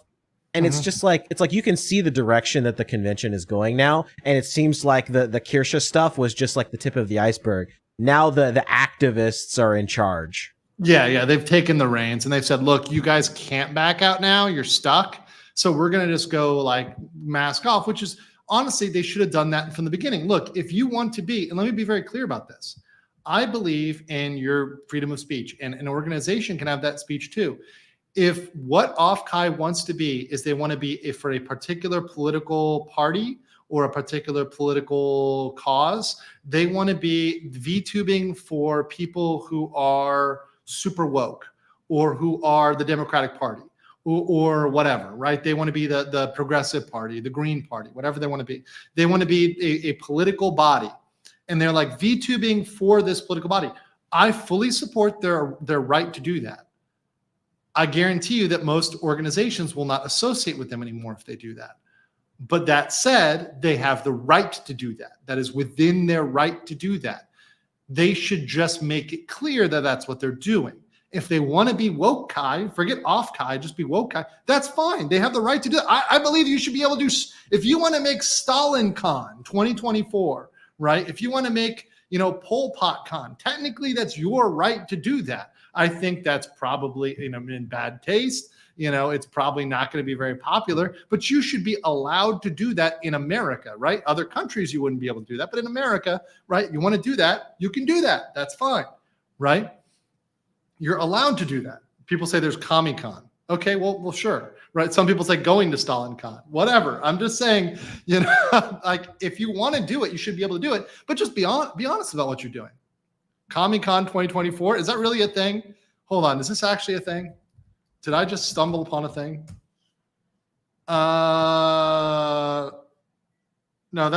Wait, what? Yeah, no, you're talking about the Eastern Bloc's response to the Marshall Plan. Yes, that was like way back from the 90s, but like not like as a convention. You know what I'm talking about? God, you guys are crazy. All right, but anyways, you should be able to do that. But once again, just be honest. Just be honest. Hayden Genghis Khan, I like that. Yeah, if you want to make Genghis Khan, make fucking Genghis Khan. Hayden says Kirsche is bridging the gap between VTubers and flesh tubers. Her literal Who armor is cracked. having so many people talk about her being blacklisted from OffKai is bringing attention. Yeah, I had Flash, Yellow Flash. He hit me up. He's like, what's going on with Kirsche? Because he doesn't know anything about VTubers. So he's hitting me up. I'm like, oh yeah, it's bullshit. They banned her. They shouldn't ban her. It's them being crazy. Right? You know, I am like, in a way, I'm glad I'm covering these things because it's getting out beyond the VTuber sphere. I know that like a lot of people in the sphere think that like information is everywhere. It's really not. And like Kirsche would not be on a channel like Side Scrollers unless she had been getting out there and been like kind of bridging that gap, which is really good. And I want her to bridging. Yeah, bridging the gap.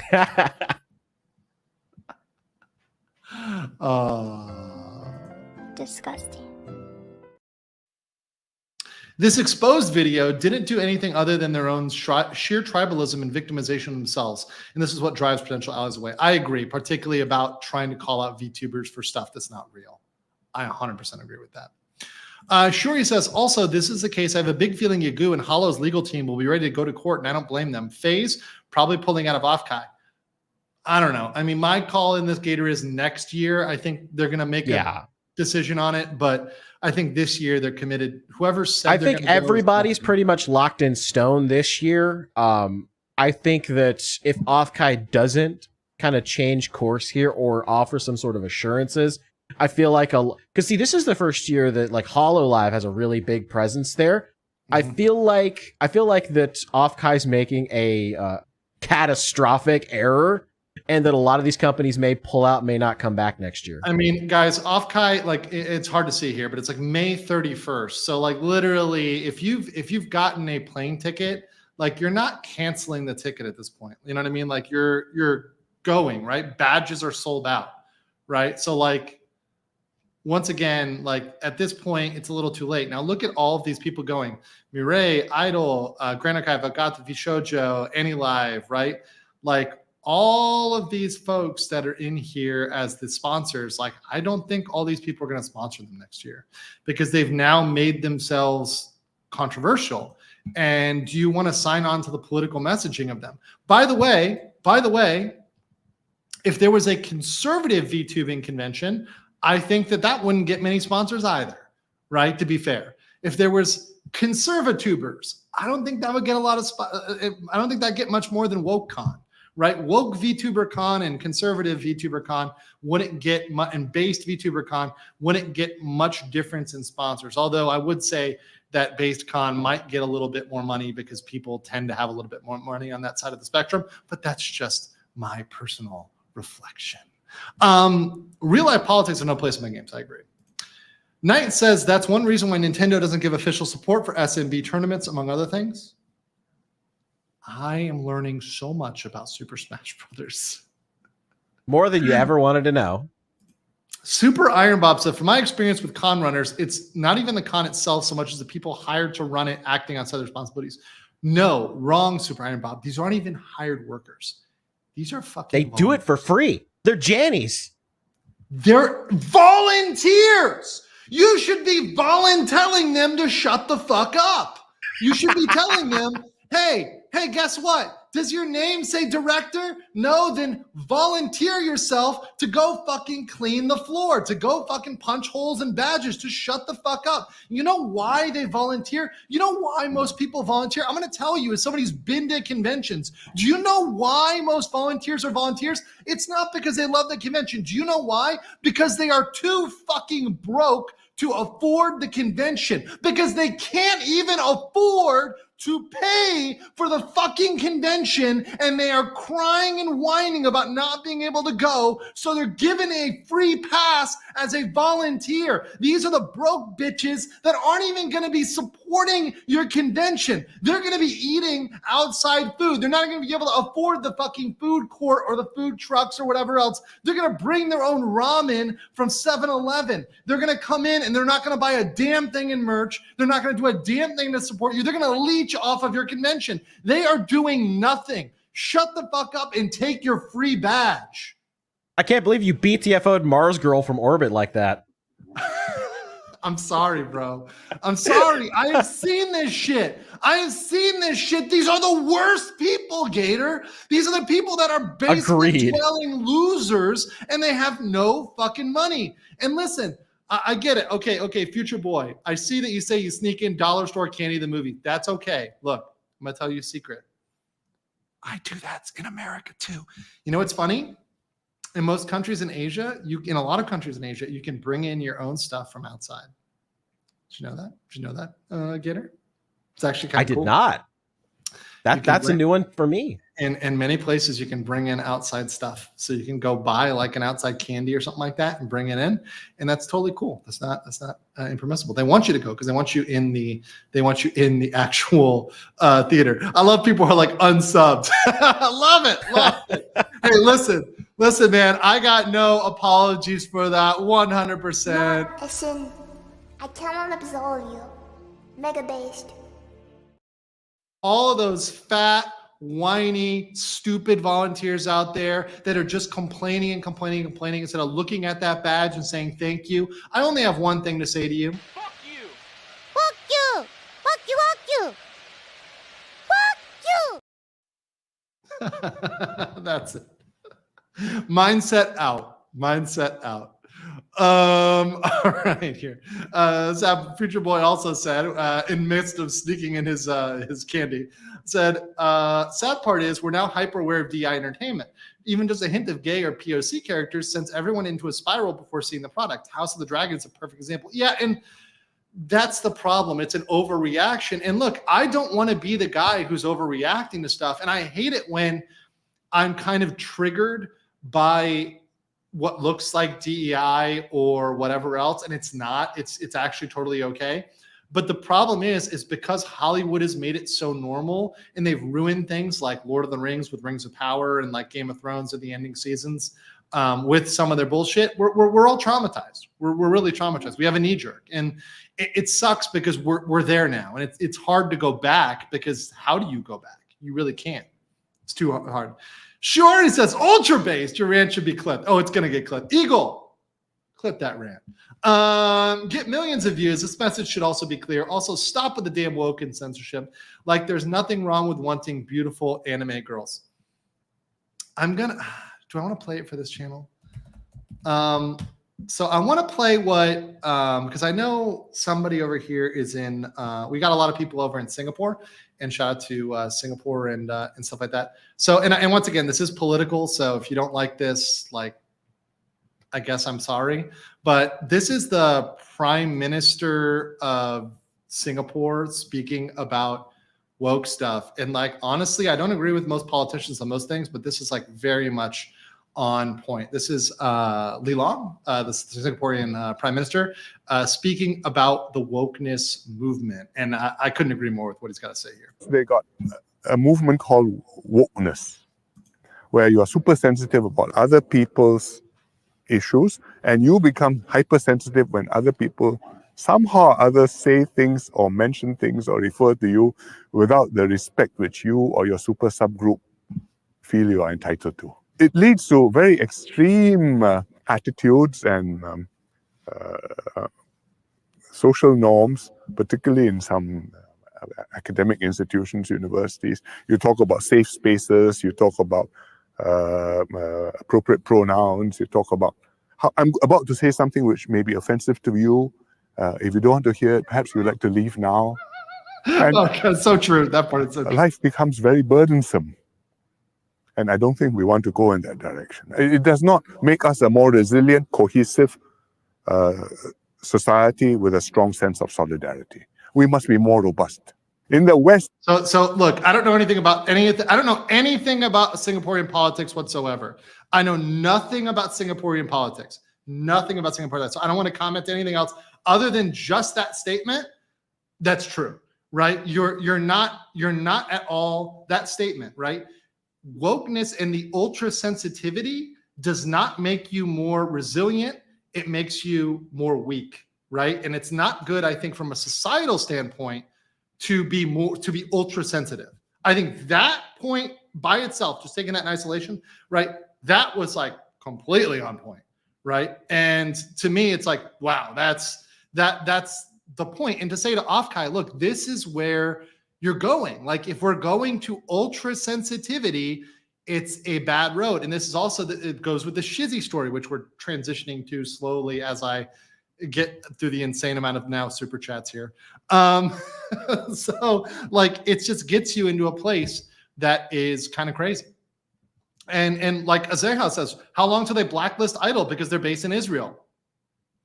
I mean, once again, are the Free Palestine people going to be? And once again, the insanity doesn't stop. The craziness doesn't stop. How about they ban cover because they don't do enough for DEI, or they, don't do enough to support the right of the Ainu people, right? I don't know. I mean, there's all sorts of other things they can just make up, right?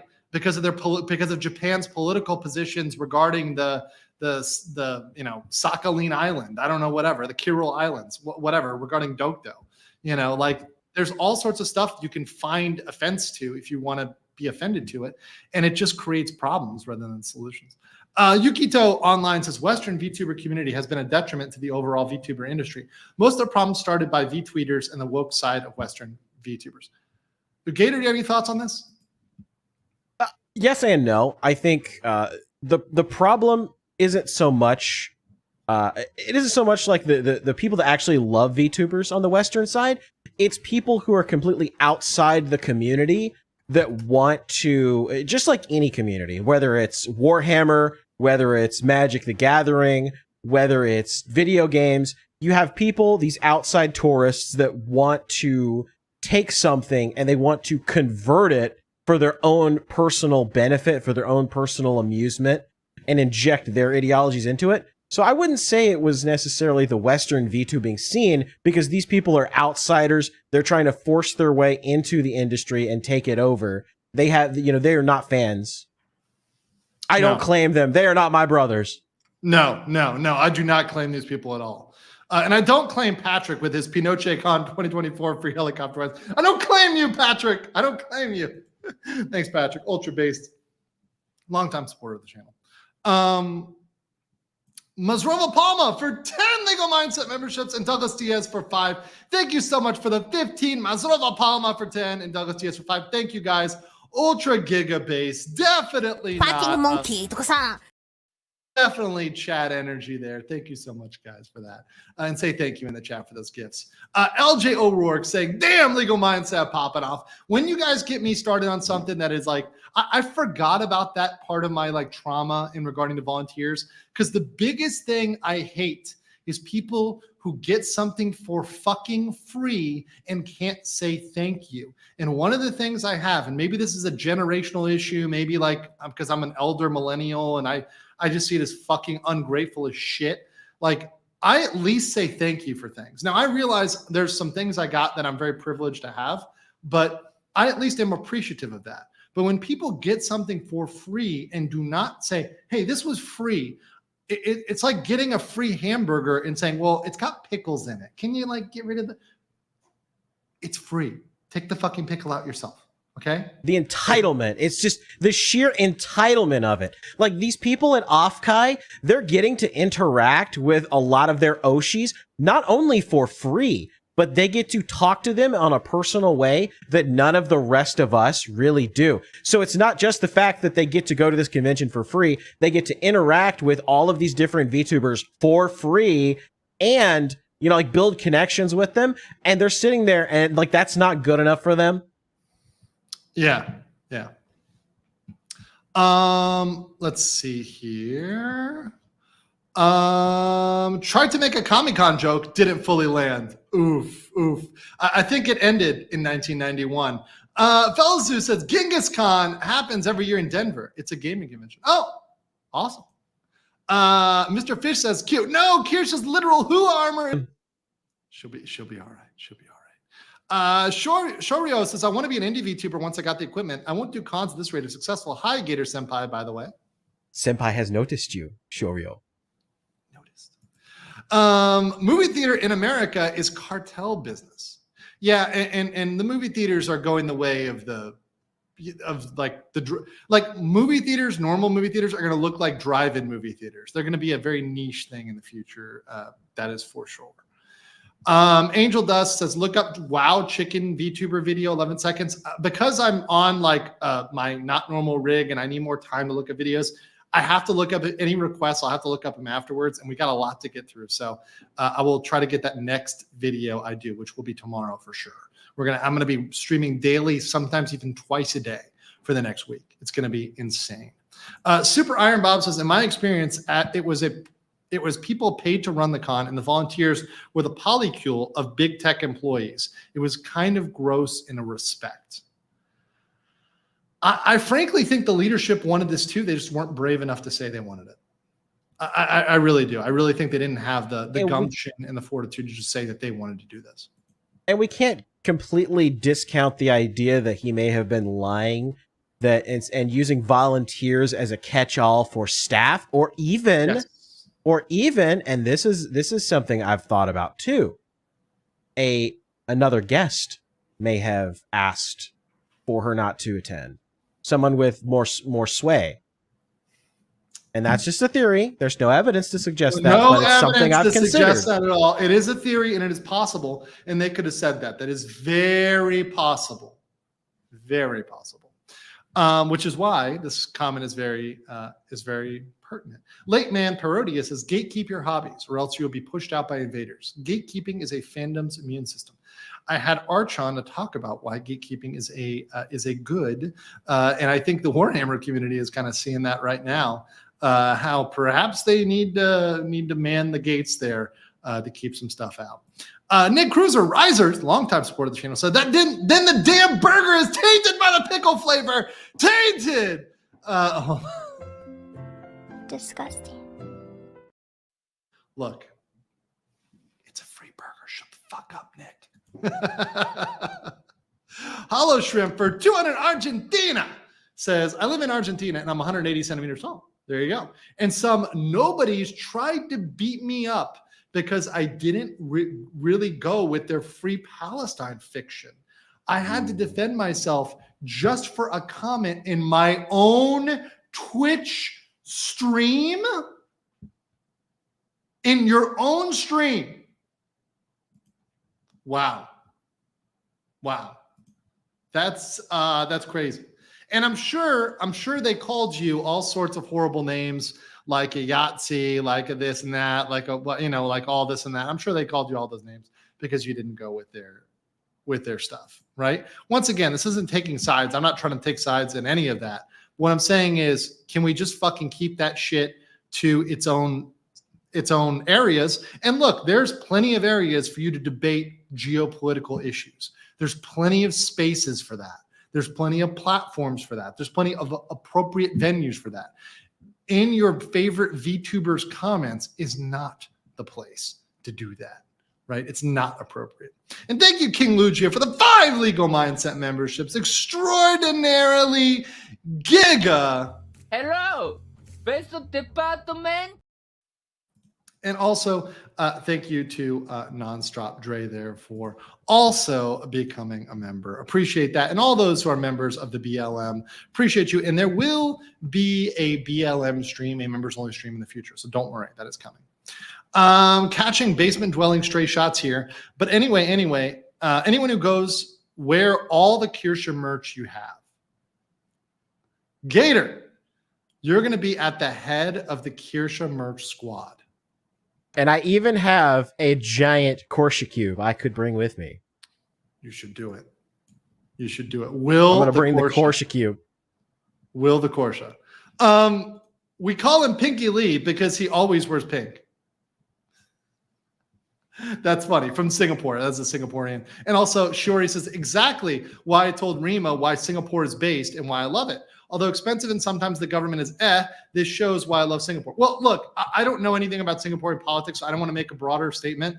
Once again, living here in Southeast Asia and living in different countries, I can tell you that the second you think you understand local politics, you actually don't, because there's more going on there than meets the surface. So I never want to judge a politician by one statement that they said, right? Like just like here in the Philippines, like calling Duterte Trump, like the Trump of the Philippines, is not exactly accurate, right? Just like calling Boris Johnson Trump is not accurate, right? None of those is really on point because we're all just different, right? People are different. So assuming that it's one-to-one is very much a mistake, particularly when you're injecting foreign politics. So, want to say, look, I do plan to do some business in Singapore. I visit there. I have visited there a good amount. I do plan to be back. I enjoy my time there. I love chicken rice. And so I will go there if only for the fucking hawkers and their extremely good Hainanese chicken rice. I would just go there for that, to be completely honest. Right. So I'll definitely be back. Probably doing some banking there too. Probably doing some banking, but that's between me and the bank.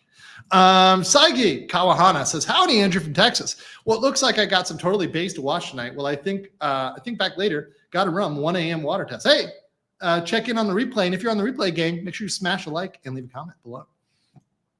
Are there agreements to sign with volunteering? Yes, there almost always is a volunteer agreement. Yes. The agreement should have something on leaving your position without notice of value. Yeah, they can get rid of you. It's not an employment contract. And even it's literally at will. This is America. In most places, you can be fired at will. And even in California, a volunteer is a volunteer, even in California. So like, this is not an employment position. They don't have benefits. They don't have rights. They don't have notice requirements. No, sorry. Nonstop DRE says, is Hades 2 forced DEI having a league? I know nothing about that. Nonstop, I'd have to do research on that because I have no fucking clue, to be honest. It is very DEI, though. I will say that. Yeah, no, I don't know. So I'll look into it, but I don't know.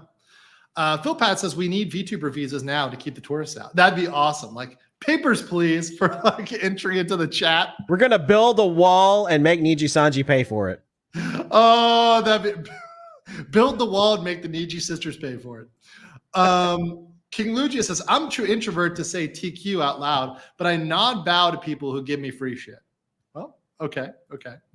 Irate Corvid says, it's wild. And by the way, that's perfectly fine. Nodding or bowing is respectful. It's wild they backed Marina VTuber last year, yet boot Kirsche. Makes you think. I feel disgusted by Marina as an indie VTuber.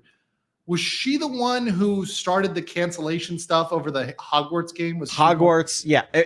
Marina was one of the chief antagonists of people like Pikami, Silverveil, Vebe, and going after anybody that was playing Hogwarts Legacy. But then obviously Pippa too, right? Because Pippa played it as well. Right, and Pippa, all of them. Right. Was also the person that when Twitch's rules about streaming and art were kind of laxed a little bit, went on with like full frontal cartoon nudity. Mm-hmm. It was the same person. Okay. Okay. Hollow Shrimp says the New Zealand word was the least they tried with some eating utensils. Oh man, that's funny. Future Boy says, silver lining, hopefully the tourists will see the dummy college kids supporting Palestine and we won't get boomed again. Spelling errors to be censored. Well, once again, look, I'm not trying to get political once again here either, right? But the point is that it's something that you don't want to see as part of it. And if whether you are pro-Ukraine or pro-Russia, pro-Palestine or pro-Israel, if you're pro-RL Stein, pro-RL Stein, fuck you, Gator. If you are disrupting my event, you can fuck off, right? Like, I don't care what you are. You're disrupting my event. You're disrupting the RL Stein. I can't. Gator. Seriously. Gave you goose. Fuck you! Fuck you! Fuck you! Fuck you! Fuck you! That's entirely directed at you, Gator. Also, Eagle clipping monkey. What's up, Eagle? Make sure you clip out me, Eagle. Make sure you clip out me going off on volunteers, bro. Also, Nine Hell says I'm from Thailand. Says I'm wondering what type of internet you've been using. True internet for over 8 years. I really have an issue. 2,000. That's 1,000 MBS for now. Yes, in Thailand I use True. Oh no, he doxed his internet provider. Oh no, he's over. Legal Mindset. Yes, I use True. I have the highest level of connection available in Bangkok. But the problem was True uninstalled my internet in Bangkok, and they did not reinstall. They did not reinstall it at my new place until the day after I left. I had to have my realtor come over to open my apartment to let the internet people into it to install. I trust my realtor; she's very trustworthy. So she's held multiple thousands of my dollars, so I can trust her. So yeah, I use True. True has been great. I have no issues in Bangkok. In the Philippines, I'm using Globe. I was going to use Converge, but Converge wanted me to give them almost a year deposit because I'm an expat. So I told them to go fuck themselves, and I switched over to Globe, which was 2 months plus I paid about another month equivalent in modem fees and installation fees. So I went with Globe here in the Philippines. So those are my two providers, and so far seems to be working, but we'll see with the Philippines. Gordo Gamer says Gator says full frontal legal mindset. Fast keystrokes. There you go. People say Globe is better. Converge is shit. Converge sucks ass. Converge is fucking shit. PDLDF is rude as fuck. Yeah. Oh no, why Globe? Well, it could be the area of Manila that I'm in. Let's just say the coverage from Globe is better. Like for example, for cell phones, I had to switch from Smart to Globe because Smart gets shit coverage in the particular area where I am in Manila. Suru for 500 says, go woke, go broke, go DEI, your product will die. Keep up the base takes, loves from China. Hey, shout out, appreciate you wherever you are, whether you're from China, whether you're from Japan, South Korea, Best Korea, wherever you're from, it's okay. Of course, by Best Korea, I mean the one true Korea. So say, Kim Jong mindset. All right, there we go. Now I'll be canceled by some random dude on the internet. All right. Couple more of these. We're going to keep moving. Pro Pakistan and the government assigned girlfriend. Yes, it's coming soon. Huevones Unlimited says, I'm a simple man. I see base content. I donate. If you think about it, waifus are kind of saving us from the wokeism as we get more effed up with Hollywood. Dude, Huevos, I've been saying this shit to people all across LawTube, across Pop Culture Tube, on Flashcast, wherever I can go, I scream it from the heavens. The reason why anime and VTubing and everything else in Eastern content, Eastern gaming is going to do great is because Hollywood fucking sucks. The big American AAA games suck. And by the way, the Japanese companies like Sony that go the way of the AAA game and go with more and more Westernization, they're going to suck too. So anytime you see it get quote unquote Westernized, it's going to start sucking. And there's a reason why the East is taking the W and the West is taking the L. Just saying. As Zahara says, context, Marina got blacklisted because of the Twitch incident, not because of all the harassment she did, including her own LGBT group members. Yeah, the VT Rainbow crap show. Yeah. Wow. That is crazy. Krizomi, welcome as a new member. Thank you. Appreciate you. And Shuri says, idea. Why not have a country based for VTubers and VTuber companies? Good timing to do this. Papers, Please VTuber edition. Have Riku pay for it. Oh, I wish we could make a version of Papers, Please, where instead of the countries, it's the idol groups, and you get to like reject them. And like the main country you're being admitted to is Pakistan. Like it's Pakistan and like Pippa is the leader there. Oh, that'd be great. Shori says, Kim, you did that? Oops, now he will bomb you. No, I think I'm sitting pretty right here. I think I'm sitting pretty right here. All right, let's get back to this video. We need to finish this description because we're not even into this issue yet in terms of the VTuber drama. Looking for this clip or this VTuber in question, don't name them in the comment section. You just need to know that he did this to a VTuber. He showed their real life face for absolutely no reason, which is incredibly hypocritical when you look at his sympathy for someone like Kenji. However, he would eventually, despite doubling down many times, he would delete the teaser onto Twitter, and he would also edit out the first minute. By the way, Rev admitted that sound in the background is a lawnmower that was outside his place. So that is on his stream, not on mine. So that sound is indeed a lawnmower outside his place. Of that video, getting rid of that particular set of bad points and bad, really framing of various VTubers in the first part of that video. But as you can see in this now deleted post, one of many deleted posts, he essentially mocks the women that he was using for these points and then says that he is not sorry for nothing he said. Now, moving forward, a lot of people were promoting this video really hard, including some big names in the VTubing scene who just should know better than to promote that teaser image and the video itself before all that stuff was edited out. Okay, I saw a lot of people who should know better. They didn't even watch the first 10 to 15 seconds, or they were simply okay with it and didn't care because... And the worst thing is, this is making money for this asshole because people are clicking on it and watching it. And that's what I always hate about this, is giving any fucking like oxygen to these people. But this is one where the importance of covering it transcended the click or two. And I would encourage people not to watch the video, right? Because you're not going to gain anything, from it. But it's one of those unfortunate things where you gotta mention it in order to discuss the topic. Because they supported the general message of this video. And we saw people like this Aurora individual say, "You're a king, sir," with the teaser here that, of course, had the very bad stuff in the beginning, the first 10 to 15 seconds.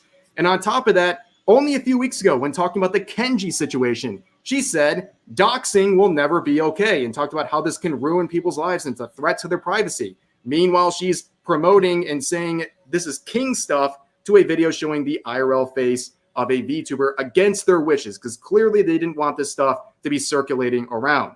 Now, of course, we shouldn't expect too much out of this individual, because back in the Hogwarts Legacy harassment campaign, they said being doxxed is basically coming with the territory of playing Hogwarts Legacy, because trans people are going through a lot. So basically, if you play this game, well, whatever happens, happens, including getting doxxed. For example. This is, by the way, this is insanity, right?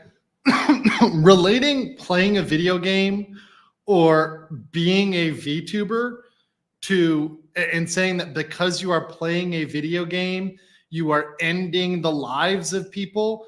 That is insanity. That is absolute clown logic, and it is mentally deranged, right? That is absolutely crazy.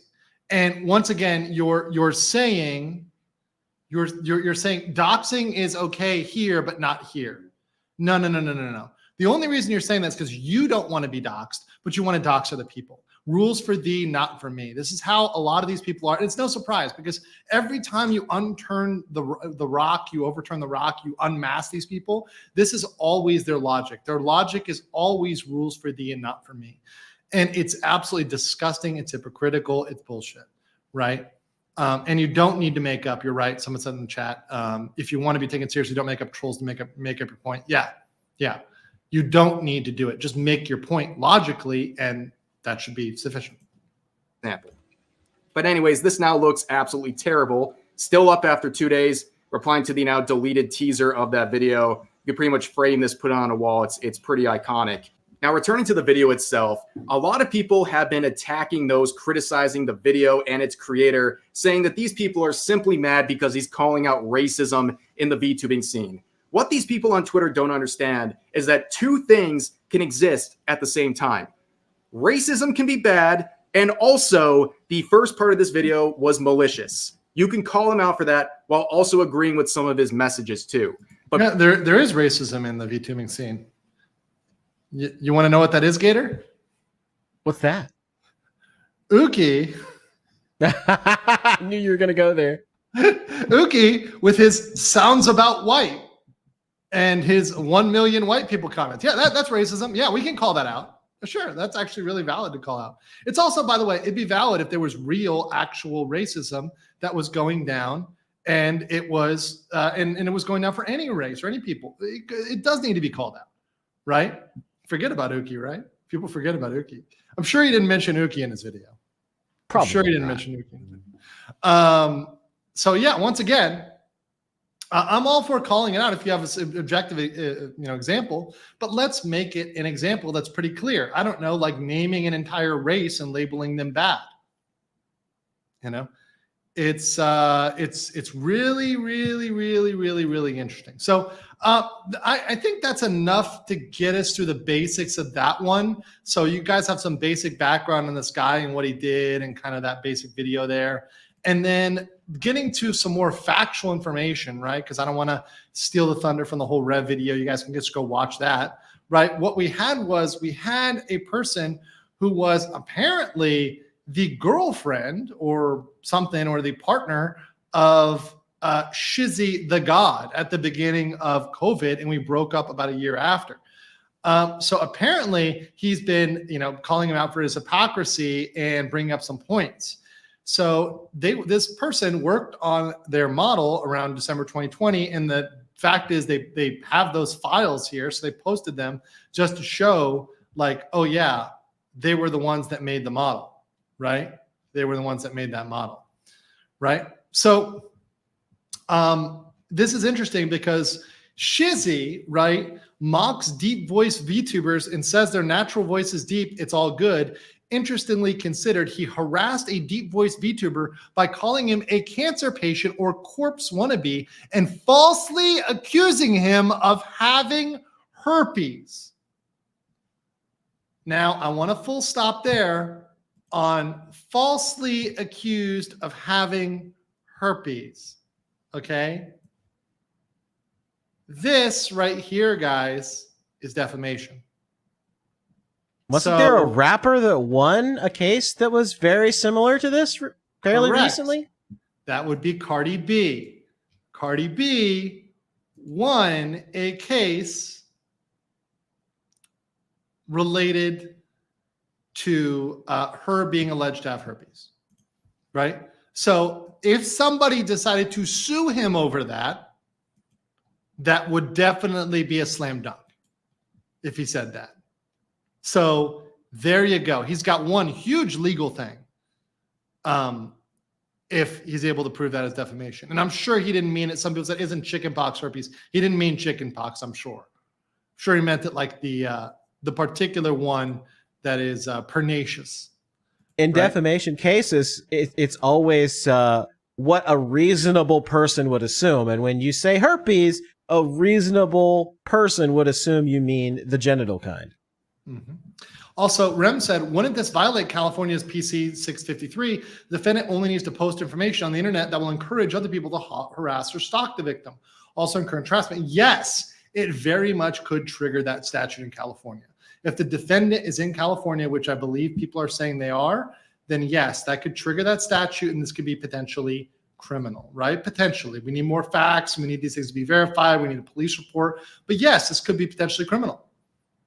Also, somebody brought this up in the chat, and we're not done here, right? There's more to this story. Here's a bigger part. He apparently owes a bunch in VTuber assets. So he brings up VTuber assets and how there are none for melanated models, right? Quote unquote melanated. While this is true for most POC creators, this is not true for Shizzy. I am his 1.0 and 2.0 model artist. I have made about 40 unique toggles from hands to faces to recolors and clothes for his model especially, since it's very unique and does not mix well with available assets that do come in melanated shades. Even after receiving the final files, Shizzy still owes me money on his 2D model and is currently behind 3 months, $1,500 on his agreed upon monthly payments. I am blocked on all forms of communication, so I can't even ask about it. I just have to trust that he will pay the agreed upon $6,000 by December 2024. He prioritized purchasing a new 3D and gummy model instead of paying towards the owed model. He is also using the exact art from the 2D model design for his current 3D model and gummy model without asking or crediting me, even though some of the assets are literal copy-paste of the art from the original. Just redraw it, man. Okay, we're going to talk about that in regards to the Pippa comment. I may have to bring that one up. But I just don't want to be upset with the artist, but I kind of am, since a lot of it was literally ripped and not redrawn. I don't know who made the 3D model or gummy model, but using my art without crediting it or just changing it is frustrating. I tried to handle things privately, blocked everywhere, even email or phone. I just want to be paid to move on, heal, and be done with it. I put a lot of people on the back burner for him and his model because I promised, because all the rushing. That to say, he has the assets of 2024 are becoming available and accessible to all. Not everything is going to be free. If you want a certain asset, don't complain to creators that are making free assets. Please hire someone to make what you're looking for. People doing nice things shouldn't be shit on for no reason. A handful of black artists and other artists are open and available to help you out. Could there be more? Absolutely. Is there an issue with artists denying service? Yeah. And if they do, call them out. But many of my fellow black creators, so this creator is black themselves, keep ignoring artists that are available for what they are looking for. I don't get it. Melanin Mafia has lists for your convenience. Again, bringing up the artists that do refuse working with darker skin should be outed. Now that's a topic I can get behind. And I would agree with that. If you're wanting to call out somebody who says they won't do a thing for you, that's fine. That's within your right to do that, right? But what you should also do is pay for the assets that were created for you, which this person created for them. So this person looks like they are nothing but a big hypocrite. Are you surprised, Gator? Not even in the least. I mean, when you just look at the community that this person came from, I mean, it's none of this is really surprising. And it's also not surprising to see them trying to claw their way into getting clout by attacking and starting shit with, because you see these types of people, they do this sorts of stuff all of the time. And he even bragged about how much attention he was getting before his debut. Right. So yeah, there's all that there. I think that once again, it's a person searching for attention, trying to cause drama, and this is what kind of comes of it. Is you get called out, you get exposed, and oftentimes, most times, whenever these people come out and are exposed, the truth is much more hideous than what they were trying to call out. Right? Looking at their own past, what they're doing themselves is way worse than what they were trying to expose. Very much par for the course. Silbury says for $2, say cheese and DEI. I think YouTube censors DIE. Yeah, it's DEI. DEI. You can't put the other one. Can't put the other one in the chat. But yeah, that's what I got for that topic. Anything else you want to talk on that topic, Gator, before I move on to my? I think it's funny that not only has this guy gotten a history suppository, like his entire records being laid bare, even some of the people that are defending him are having some of their records laid bare, and people are like, oh, yeah, I remember this dude popped up who was the guy that tried to get Nick Rekieta's YouTube channel banned, and people started digging into some of the stupid shit that he said. And so then he's like, so now he's like on the back foot trying to run around. And of course, a lot of people are also linking, Cover Corp has on their website a place where you can actually like submit information on people that are doing stuff like this to them. Because as everybody remembers, and I believe you covered it on this channel, a lot of the Japanese VTuber corporations have gotten together and they're trying to combat people that are attacking and harassing and stalking their talents. And I'm not surprised. I think so from what I believe, he already edited his videos and edited some of the stuff out there, right? Because obviously some of this is clearly targeting a member of Cover Corporation, Hololive, right? But I can see there being more pressure on actually taking action against these folks. And obviously YouTube will take action against that. I've heard, and this is a topic for another day, that Niji Sanji is pressuring YouTube and pressuring other platforms for more, to tighten the ropes on certain content creators, in which case, hell, I would have to be worried if that was the case, although I don't think that's going to actually happen. I think that would be a little bit more than they can bite off. I think the most they would get is region locking. So I think they might get some stuff region locked out of Japan, but they're not going to get it banned off of YouTube. Just banning false ID from Japan. Yeah, I think that's what they want. Maybe they ban false ID from Japan. Maybe it's possible. I could see it being possible. If they go and get a court order from Japan, it could happen. It's possible. But they'd have to go do that. They'd have to go out there and get that, I think, to fully region ban an entire channel. So yeah, and also Cover's getting a US branch, so how's Cover going to deal with that? And I don't think Cover would take the same action as Niji. I think Niji would be the one to go overboard with the legal action. Yeah. Although Cover going after this specific person for targeting their talent is fully within their rights, and I believe they should do that. I think you should protect your talent. I think that would be completely justified. So that's what I got for that topic. You guys ready for some Disney cookie demand letters? This is like one of the most hilarious things I received. So I received this from one of my Disney sources. This is a person who, I'll say they have a relative who works at Disney. So they kind of leaked this to me. This is from Disney Springs. And this is one of the most hilarious demand letters I have ever seen in my entire life. We're not going to read all of it, but this is like one of the most hilarious things. So if you guys are familiar, there is a cookie company called Gideon's, right? Gideon's Cookie Company, right? And this is available at Disney Springs, right? And they sent a demand letter dated May 10th to the leadership at Disney Springs and the Gideon's LLC. And so this is my dramatic reading of their demand letter. This is absolutely, to me, hilarious. I cannot believe they wrote this. Gentlemen, there is an odor most foul in the bakehouse. It is the stench of the fish rotting from the head. To our proprietor, Steve, and our managers, Brian and Patrick, there is dissension within the ranks. And if the following items are not resolved as we outline below, we're prepared to drag this house of cards to the ground. Before we proceed with our grievances, numerous and shocking, the demands to resolve them, allow us a moment for introductions. We are the ghosts of Gideons, the poor and unfortunate souls upon whom you have built your cookie empire.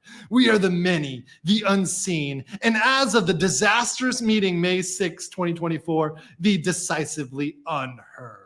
Many of us have approached management and ownership multiple times with helpful hints, strong suggestions, and desperate pleas to rectify a myriad of health and safety and operational concerns, with nearly all of them being dismissed or ignored entirely. Now we, the collective, have banded together to deliver this tome, not as a warning of what is to come, but as a final demand to resolve the issues outlined herein. You may dismiss us individually, but you cannot ignore all of us together. Make no mistake, if the following solutions are not implemented with immediate effect, we will do everything in our power to topple this cookie castle permanently. We start by informing you that yes, we are but lowly workers for Gideons. However, we are supported by families who hold prominent positions in the community as lawyers, labor representatives, publicists, and county government workers. Families who love us and want us to be safe and fairly employed through our vast and well-connected network. The following steps have already been implemented. A lawsuit for your numerous unfair and unsafe labor practices and work conditions has been drafted. A press release along with a copy of this letter has been sent to local and national media, and your boy, Legal Mindset, we have created social media channels to connect directly with consumers and inform them of the reprehensible work conditions we are enduring.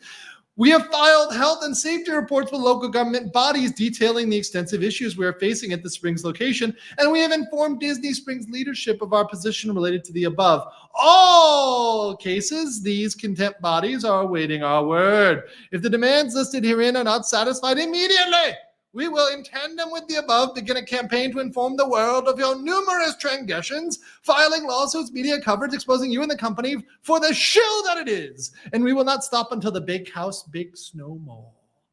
We shall also mention that any attempt to retaliate against us, including termination, reducing hours, benefits, or any other persuasive actions against any Gideon's employee, will promptly result in our bringing legal class action. The time has come for you, our leaders, to actually lead. This means spending money where money must be spent and making the following operational changes so that all can continue in harmony and not feel like we're trapped on an 1800s plantation working for the big house. And you'll bring me a shrubbery. A shrubbery? A shrubbery. The ghost of Gideon's without these. Yeah, seriously. I mean, ghosts of Gideon's. Guys, back in the 1800s cookie plantation. Now, we're not going to read all their demands here. They've got a lot. But there are some that are kind of funnier. How dare you drag the entire workforce to a 9 a.m. meeting, demanding our presence and talking directly at us with the most mundane drivel we'd ever heard. Everything dictated today could have been sent well via email, especially when you did not allow for any discussion between us, the workers who actually make your business run, and the disconnected upper management who are hell-bent on implementing misguided and inefficient policies. Do not call us in for a mandatory meeting again when points can be covered in email unless you intend to open the floor for actual conversation and listen what we have to say. Cold brew. We will not adopt the bartender shaking style. When we have 10 plus beverages queuing to be made, shaking each drink 10 times will severely impact our ability to be efficient. This is but one example of fucking Steve, in his desire of form over function. We understand that maybe a look you're going for, but it compromises our ability to efficiently perform our function. We refuse. We demand to allow me to resume our stir stick preparation. All hail the stir stick!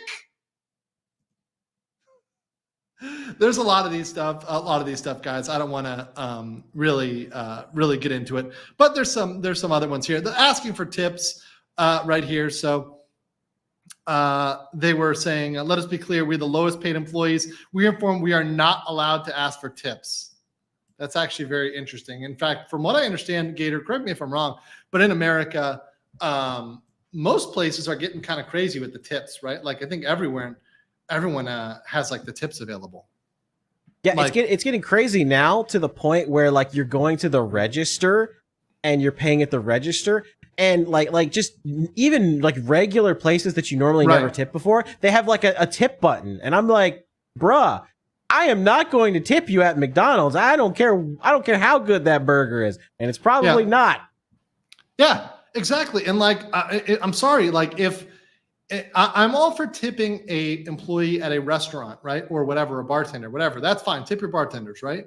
But like, by the way, we have 1337 viewers right now, which is incredibly based. So let me just play this because this is, we're 1337. So. Not a sin.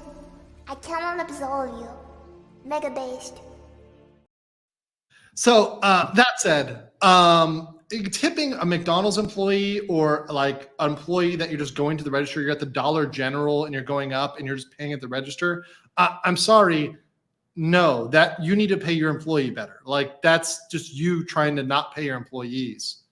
That's not like you actually tipping. Like it's scumbag corpo behavior where it's like, oh, we can offset employee salaries by relying on the goodwill of other people. It's like, pay your freaking employees. And they can get around a lot of the laws because tipped employees are allowed to be paid less than whatever the prevailing, like at a different minimum wage rate. So if your state has upped your minimum wage to $15 an hour, $20 an hour, whatever the fuck it is, right, in the US anymore, and they have 15 for non-tipped employees, but it's like 7 or 8 or whatever for tipped employees, well, they can get away with a lower rate because, oh, look, they're tipped now. That employee is now a tipped employee. And they only have to pay you if you don't get tips that equal the minimum wage. So a lot of employers will claim you made up to the minimum wage, even though maybe you haven't, right? So that's one of the biggest little loopholes that a lot of companies, sleazy companies, try to do. Not all companies will do that, but it's very fucking sleazy, right? And I agree with Meme Copium, who is a moderator and also appreciate his channel. He says, everyone that works deserves to be paid. Apart from moderators, they do it for free. Yes, moderators are the best indentured servants out there. I cannot recommend them more. Mandrake says, wow, this guy seems pretty serious. Yeah, this Ghost of Gideon's guy, we'll see where it comes from. If that's an actual lawsuit, I'm definitely going to follow that one because that will be. I hope he does the flowery language in court. Yes, like the complaint itself has the same Ghost of Gideon's language, like talking in that same manner. I think that would be absolutely perfect. And the lawyer needs to wear a powdered wig. Well, they still do that in a lot of like the old British colonial countries, right? But yeah, no, that'd be epic. That'd be great. I love it. Absolutely love it. Based mods, yes, mods are based. Shout out to professional gentlemen. Danielle, they're great here all the time. Appreciate them. Also, shout out to people like Meme Copium who just kind of drag themselves through and don't do anything. That's kind of the best type of mod that isn't Danielle a professional gentleman. It's the one who doesn't do anything. Elwin for 20,000 dong says, imagine the staff only received 2% of the tip.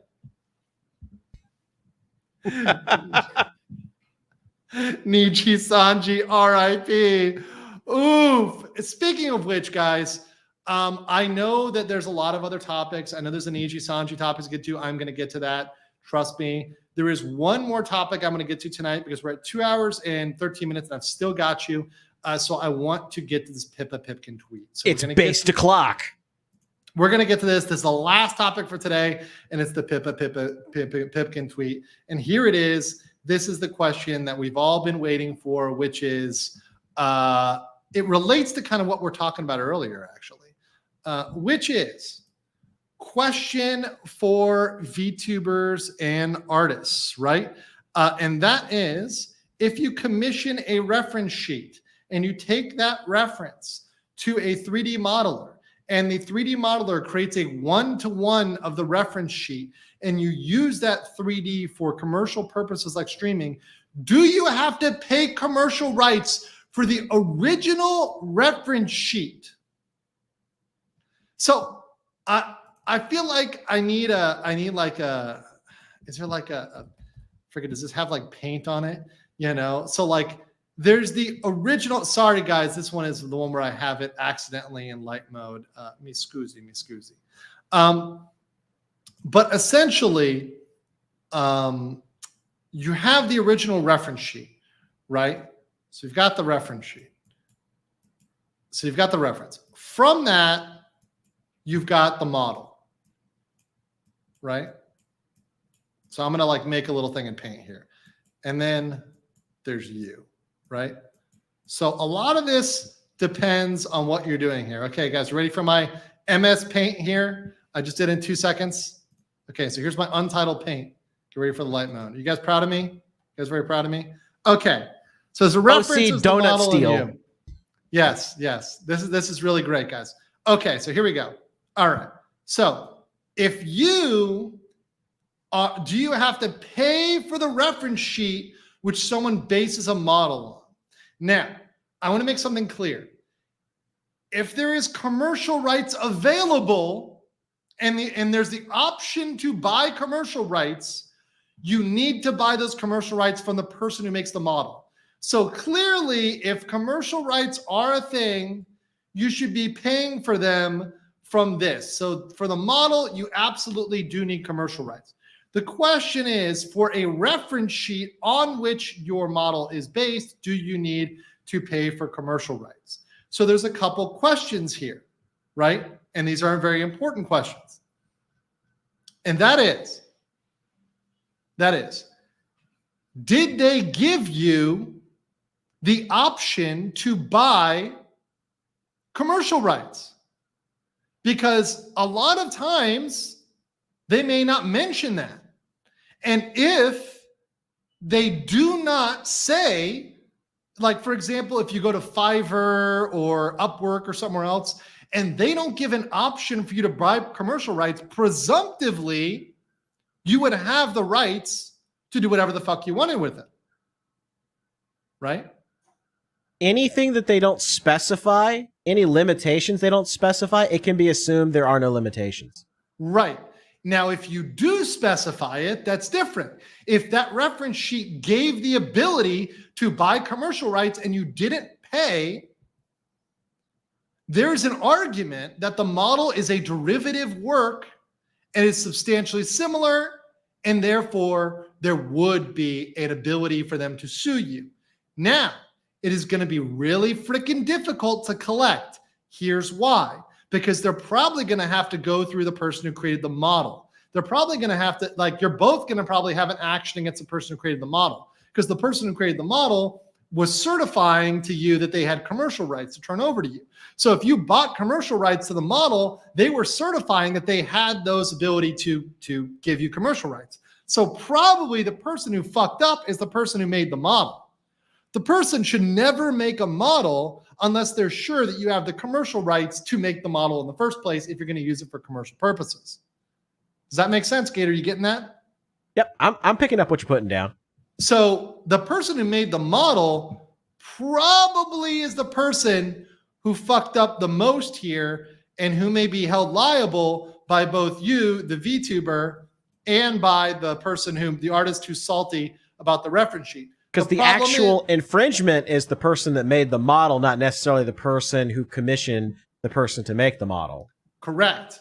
The problem is the VTuber is probably the one with all the money, right? The rich person over here is probably, for example, if this was Pippa, right? And I'm not saying this was Pippa. Let's say that's, instead of Pippa, let's say it's Pippo, the evil twin of Pippo, right? Pippo is the one with all the money. They're the one who can pay. They have what we call the deep pockets. Well, you want to go after them. What they want to do is they want to be able to go here. But I don't think they're going to be able to do that because of the model, because the person who made the model is probably liable there, particularly if they sold commercial rights, because they're making a representation that they had commercial rights that they didn't have in the first place. So that's a problem there. Oh, is Pippo wait, hold on. Is Pippo an actual VTuber?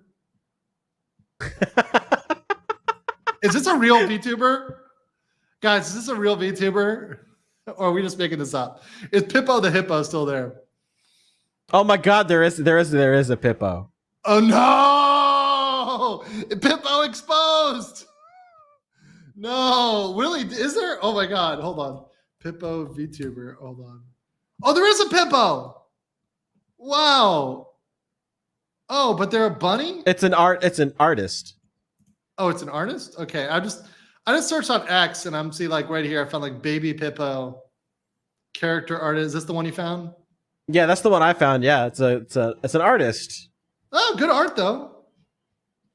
Cute art, like butter cookies. Okay, cute, very cute. Okay, cool. Well, shout out to Pippo. Okay, but anyways, point of the matter is we could use the characters for Shindigs calls his chat Peepo. It's like a little Apu, the little Pepe derivative characters, and he like has all these crazy things with his chat and OBS. It's crazy. We could use Peepo because they're always like the antagonists. and look, I know a lot of artists aren't very happy with me because I don't always tell them what they want to tell. But to be honest, artists, the biggest issue you have is you have enforcement issues. So honestly, if you're an artist or a model creator or a rigger, get your money up front. Don't enter into these long agreements, these long payoffs. And also look at what happened with the Shizzy issue. You got a guy who's like, oh yeah, I'll pay you later. And then they don't fucking pay you. I'm sorry. It's not, it's fair to say, pay me for what I'm owed. There's nothing wrong with being paid for what you're owed. And by the way, it's kind of fucked up that like one POC creator ripping off another POC creator isn't helping things. Let's just say it that way, right? So you've got to make sure that you're entering into these agreements where you're just getting everything up front. And maybe at worst, you're getting half up front and half upon like delivery of the model, but like you're getting something. Like you're not leaving there where they can just rug you, right? Or they're getting a version with a watermark on it or whatever else until they pay you. Do it old school. Put it in an escrow. Yeah, escrow works, and there's services for that. There's automated services for that. So get paid what you owe. That's just fairness. Hakud says, thanks for complimenting how I moderate Discord. Oh, cool. There you go. Repton says, my eyes. Future Boy says, top-notch graphics. Do you have the rights? Yes, I have the rights to my own MS Paint drawing. This is why Legal Mindset is not made for anything but comment about legal commentary. So yeah, that's what I think about that. Once again, make sure you're very clear in your agreements, guys. If you want to sell commercial rights, make sure you're selling them. If you're not selling them, tell them you're not selling them. Now, by the way, if you're selling it to a VTuber, the presumption should be they're going to VTube with it. I'm going to tell you that right now, guys, as a lawyer, this is the counter argument.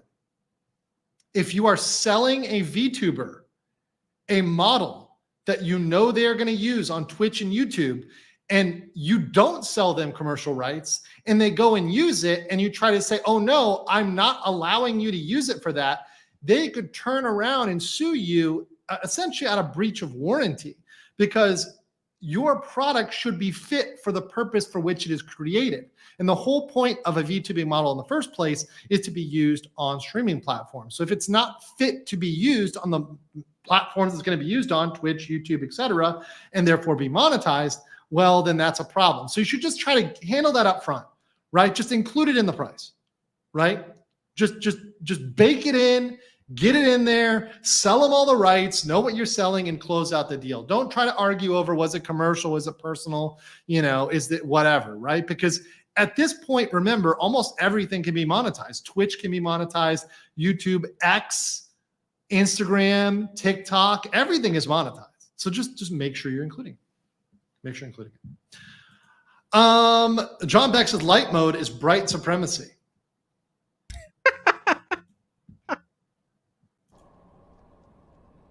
What the fuck? Okay. Thank you for that, though. Appreciate that comment. Making me laugh here.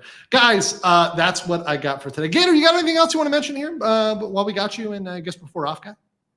Yep, absolutely. We're going to be doing an Anime Boomers on Thursday. It's probably going to be the last Anime Boomers before OffKai, because it just so happens that the week of OffKai would be when we would do one. So, but we are going to hopefully have some streams from the convention, maybe with some familiar VTuber faces. Oh, yeah. Maybe a flesh tuber face or two. Maybe a flesh tuber face or two. Just saying, throwing it out there. Yeah, that'd be cool. And hopefully I will join you for Anime Boomers this week on your Thursday stream. Hopefully so. Hopefully. Shiori says, remember you comment about HoloLive and HoloStars. Just want to shout out Rika 10 days ago. He did my music video and concert with many ladies, gaining 750K views. Awesome. Big shout out to Rika from Shiori. Oyamada 13 for $10 says, what should viewers be wearing Kirsche merch do if one volunteer goes into a power trip after seeing your merch and they start harassing you, even threatening to kiss you out? You know what you should do? Wear Pippa merch underneath the Kirsche merch. Yeah, there you go. That'd be hilariously triggering. Like Pippa Hogwarts merch. That would be really funny. Because like the Forbidden Wizard game. Technically, they can't kick you out for that, and if they do, that's actually actionable, because that's a tortious interference with a business relationship between themselves and FaZe. So that would be very, very problematic if they kicked you out with a T-shirt. Now, I'm not telling you, look, once again, I'm not telling you to get anybody involved. I'm just saying, like, don't get them involved personally. Don't deliberately go out and try to provoke stuff. Yeah. But, like, I'm just saying you could. John Beck says, you're going to Anime Matsuri 2024, any other cons or meetups? I'm going to be honest with you guys. I'm not going to Matsuri because that will turn into DramaCon, Central. But I will be going to conventions in Asia. So I do plan on making a lot of conventions in Asia. So Korea, Japan, Singapore, Thailand, Philippines. So I do plan on making some over here. So that is on my docket for this year, not in America side. And I will be doing meetups over here, including I'm going to have some events here, a big event in Bangkok. And also I'm going to do one in Seoul probably later this year as well, when the weather is better in Korea. Fall is a beautiful time in Seoul. So we're going to do something in Korea as well. So look forward to both of those things. Matthew Ozelis says, could the artist go after the VTuber with copyright as a transactional deal appeals reneged by the VTuber? Could the artist go after the VTuber with copyright as a transactional deal? Well, we had 3 people in that graph, Matt. So the person who created a reference sheet is just like a picture with the pictures of the model on it, sort of like we saw with Shizzy with all the little one page with all this little emojis is a model on it, but in 2D. So the reference sheet artist can go after the person that created the model. That's a separate artist. So we're dealing with 2 artists here. Now, the model guy might be able to go after the VTuber because they have privity of contract with them. But the VTuber is going to point back to the person with the model who made the model and say, hey, look, you told me you're giving me full commercial rights and you're not. So, you know, if you created it too similar, that's your problem. A reference sheet is supposed to be for the style because you can create a character in the style of. So if I wanted to create a character in the style of Gurren Lagann, I see those glasses. I see those glasses over there, right? That's okay. You can have a character inspired by Mobile Suit Gundam, a character inspired by Pippa, a character, but they can't be one-to-one with Pippa, but it can be inspired by. That's totally okay. You can't keep inspiration away, but you can keep one-to-one. So that's a very good question. Thank you. Future Boy says, I dig your live stream. Thanks for including super chats in the conversation. Lots of live streams treat super chats as a burden. I'm a fan. And you know what, Future Boy, some people hate on me for this format, but this has been my format forever. I stick with this format. I'm consistent with it. And I think it's part of responding to you guys in the real because there's plenty of other channels. And look, shout out to people like Rev or Nux or False or Kyo that do these pre-packaged videos that put the information in a really tight 5-10 minute form. That's awesome. But they're not able to interact with those videos, right? When you give a comment or have a question, you really can't do that. My streams are to give you guys the opportunity to ask a real-time question and get into the actual things you want to know and go deeper than just the surface level information. Okay, yes, we all know what happened. Now here's some analysis, here's some critical thinking, and hopefully you guys learn to be your own judge, which is what my channel is all about, is teaching you guys how to think about these issues. Shuri says, when is Legal Mindsets concert where you do the lawyer dance and Gator does the monkey dance? Rima will sing Snow Halton, so team up with Ren Penrose and Idol CEO Be Idol. That would be hilarious. That would be hilarious. I could sing the Snake Eater song. I'm actually playing through that game right now. Disgusting. I'm joking. I like Snake Eater. I like Snake Eater. What a thrill. Oh, God. People say that's why I like watching it. That's why Legal Minds is the best. Thank you guys. Thank you. I'm glad you guys enjoy it. And once again, that's why I appreciate all you here. And if you like this video, even if you don't leave a super chat, smash the like button. If you're watching the replay, that really helps to get this video out there. My videos are sometimes put in the naughty camp, so it helps to get them put in the nice camp. And also, thank you for everybody who donated a membership today. 53 new memberships, 53 more base Chads and Stacy's here, and really appreciate you guys giving that support because it helps me do this day in and day out. Kurazuki says, personally, if a VTuber's design is their own and then the commercial right's yours, but if they ask someone to design it, it's a different topic. Well, here's the question. If you were the one who gave them the idea for the reference sheet, do they really have the copyright? I don't think so. I think you have the copyright. If you told them, here's what to make, just draw it, you actually have that copyright because you had the concept originally. So technically there's some ability to argue that. There's a lot of argument here. Once again, this is why I say collect up front. If you collect up front, you don't have to get into legal, like lawyers and judges trying to figure this shit out. You're just paid and done with it. Remember, lawsuits are tens of thousands of dollars, just simply not worth it. Just simply not worth it. Future Boy gifted 5 Legal Mindset memberships. Thank you so much. And that's a great way to end this chat. So thank you so much. Big thanks to Gator. Big thanks to Future Boy. Everybody else, Mazrova Palma, everybody else who donated today, gave memberships. Appreciate all you guys. Super giga based. We're going to catch you guys on the next one. And I will see you later. Peace. Maybe I have a chance.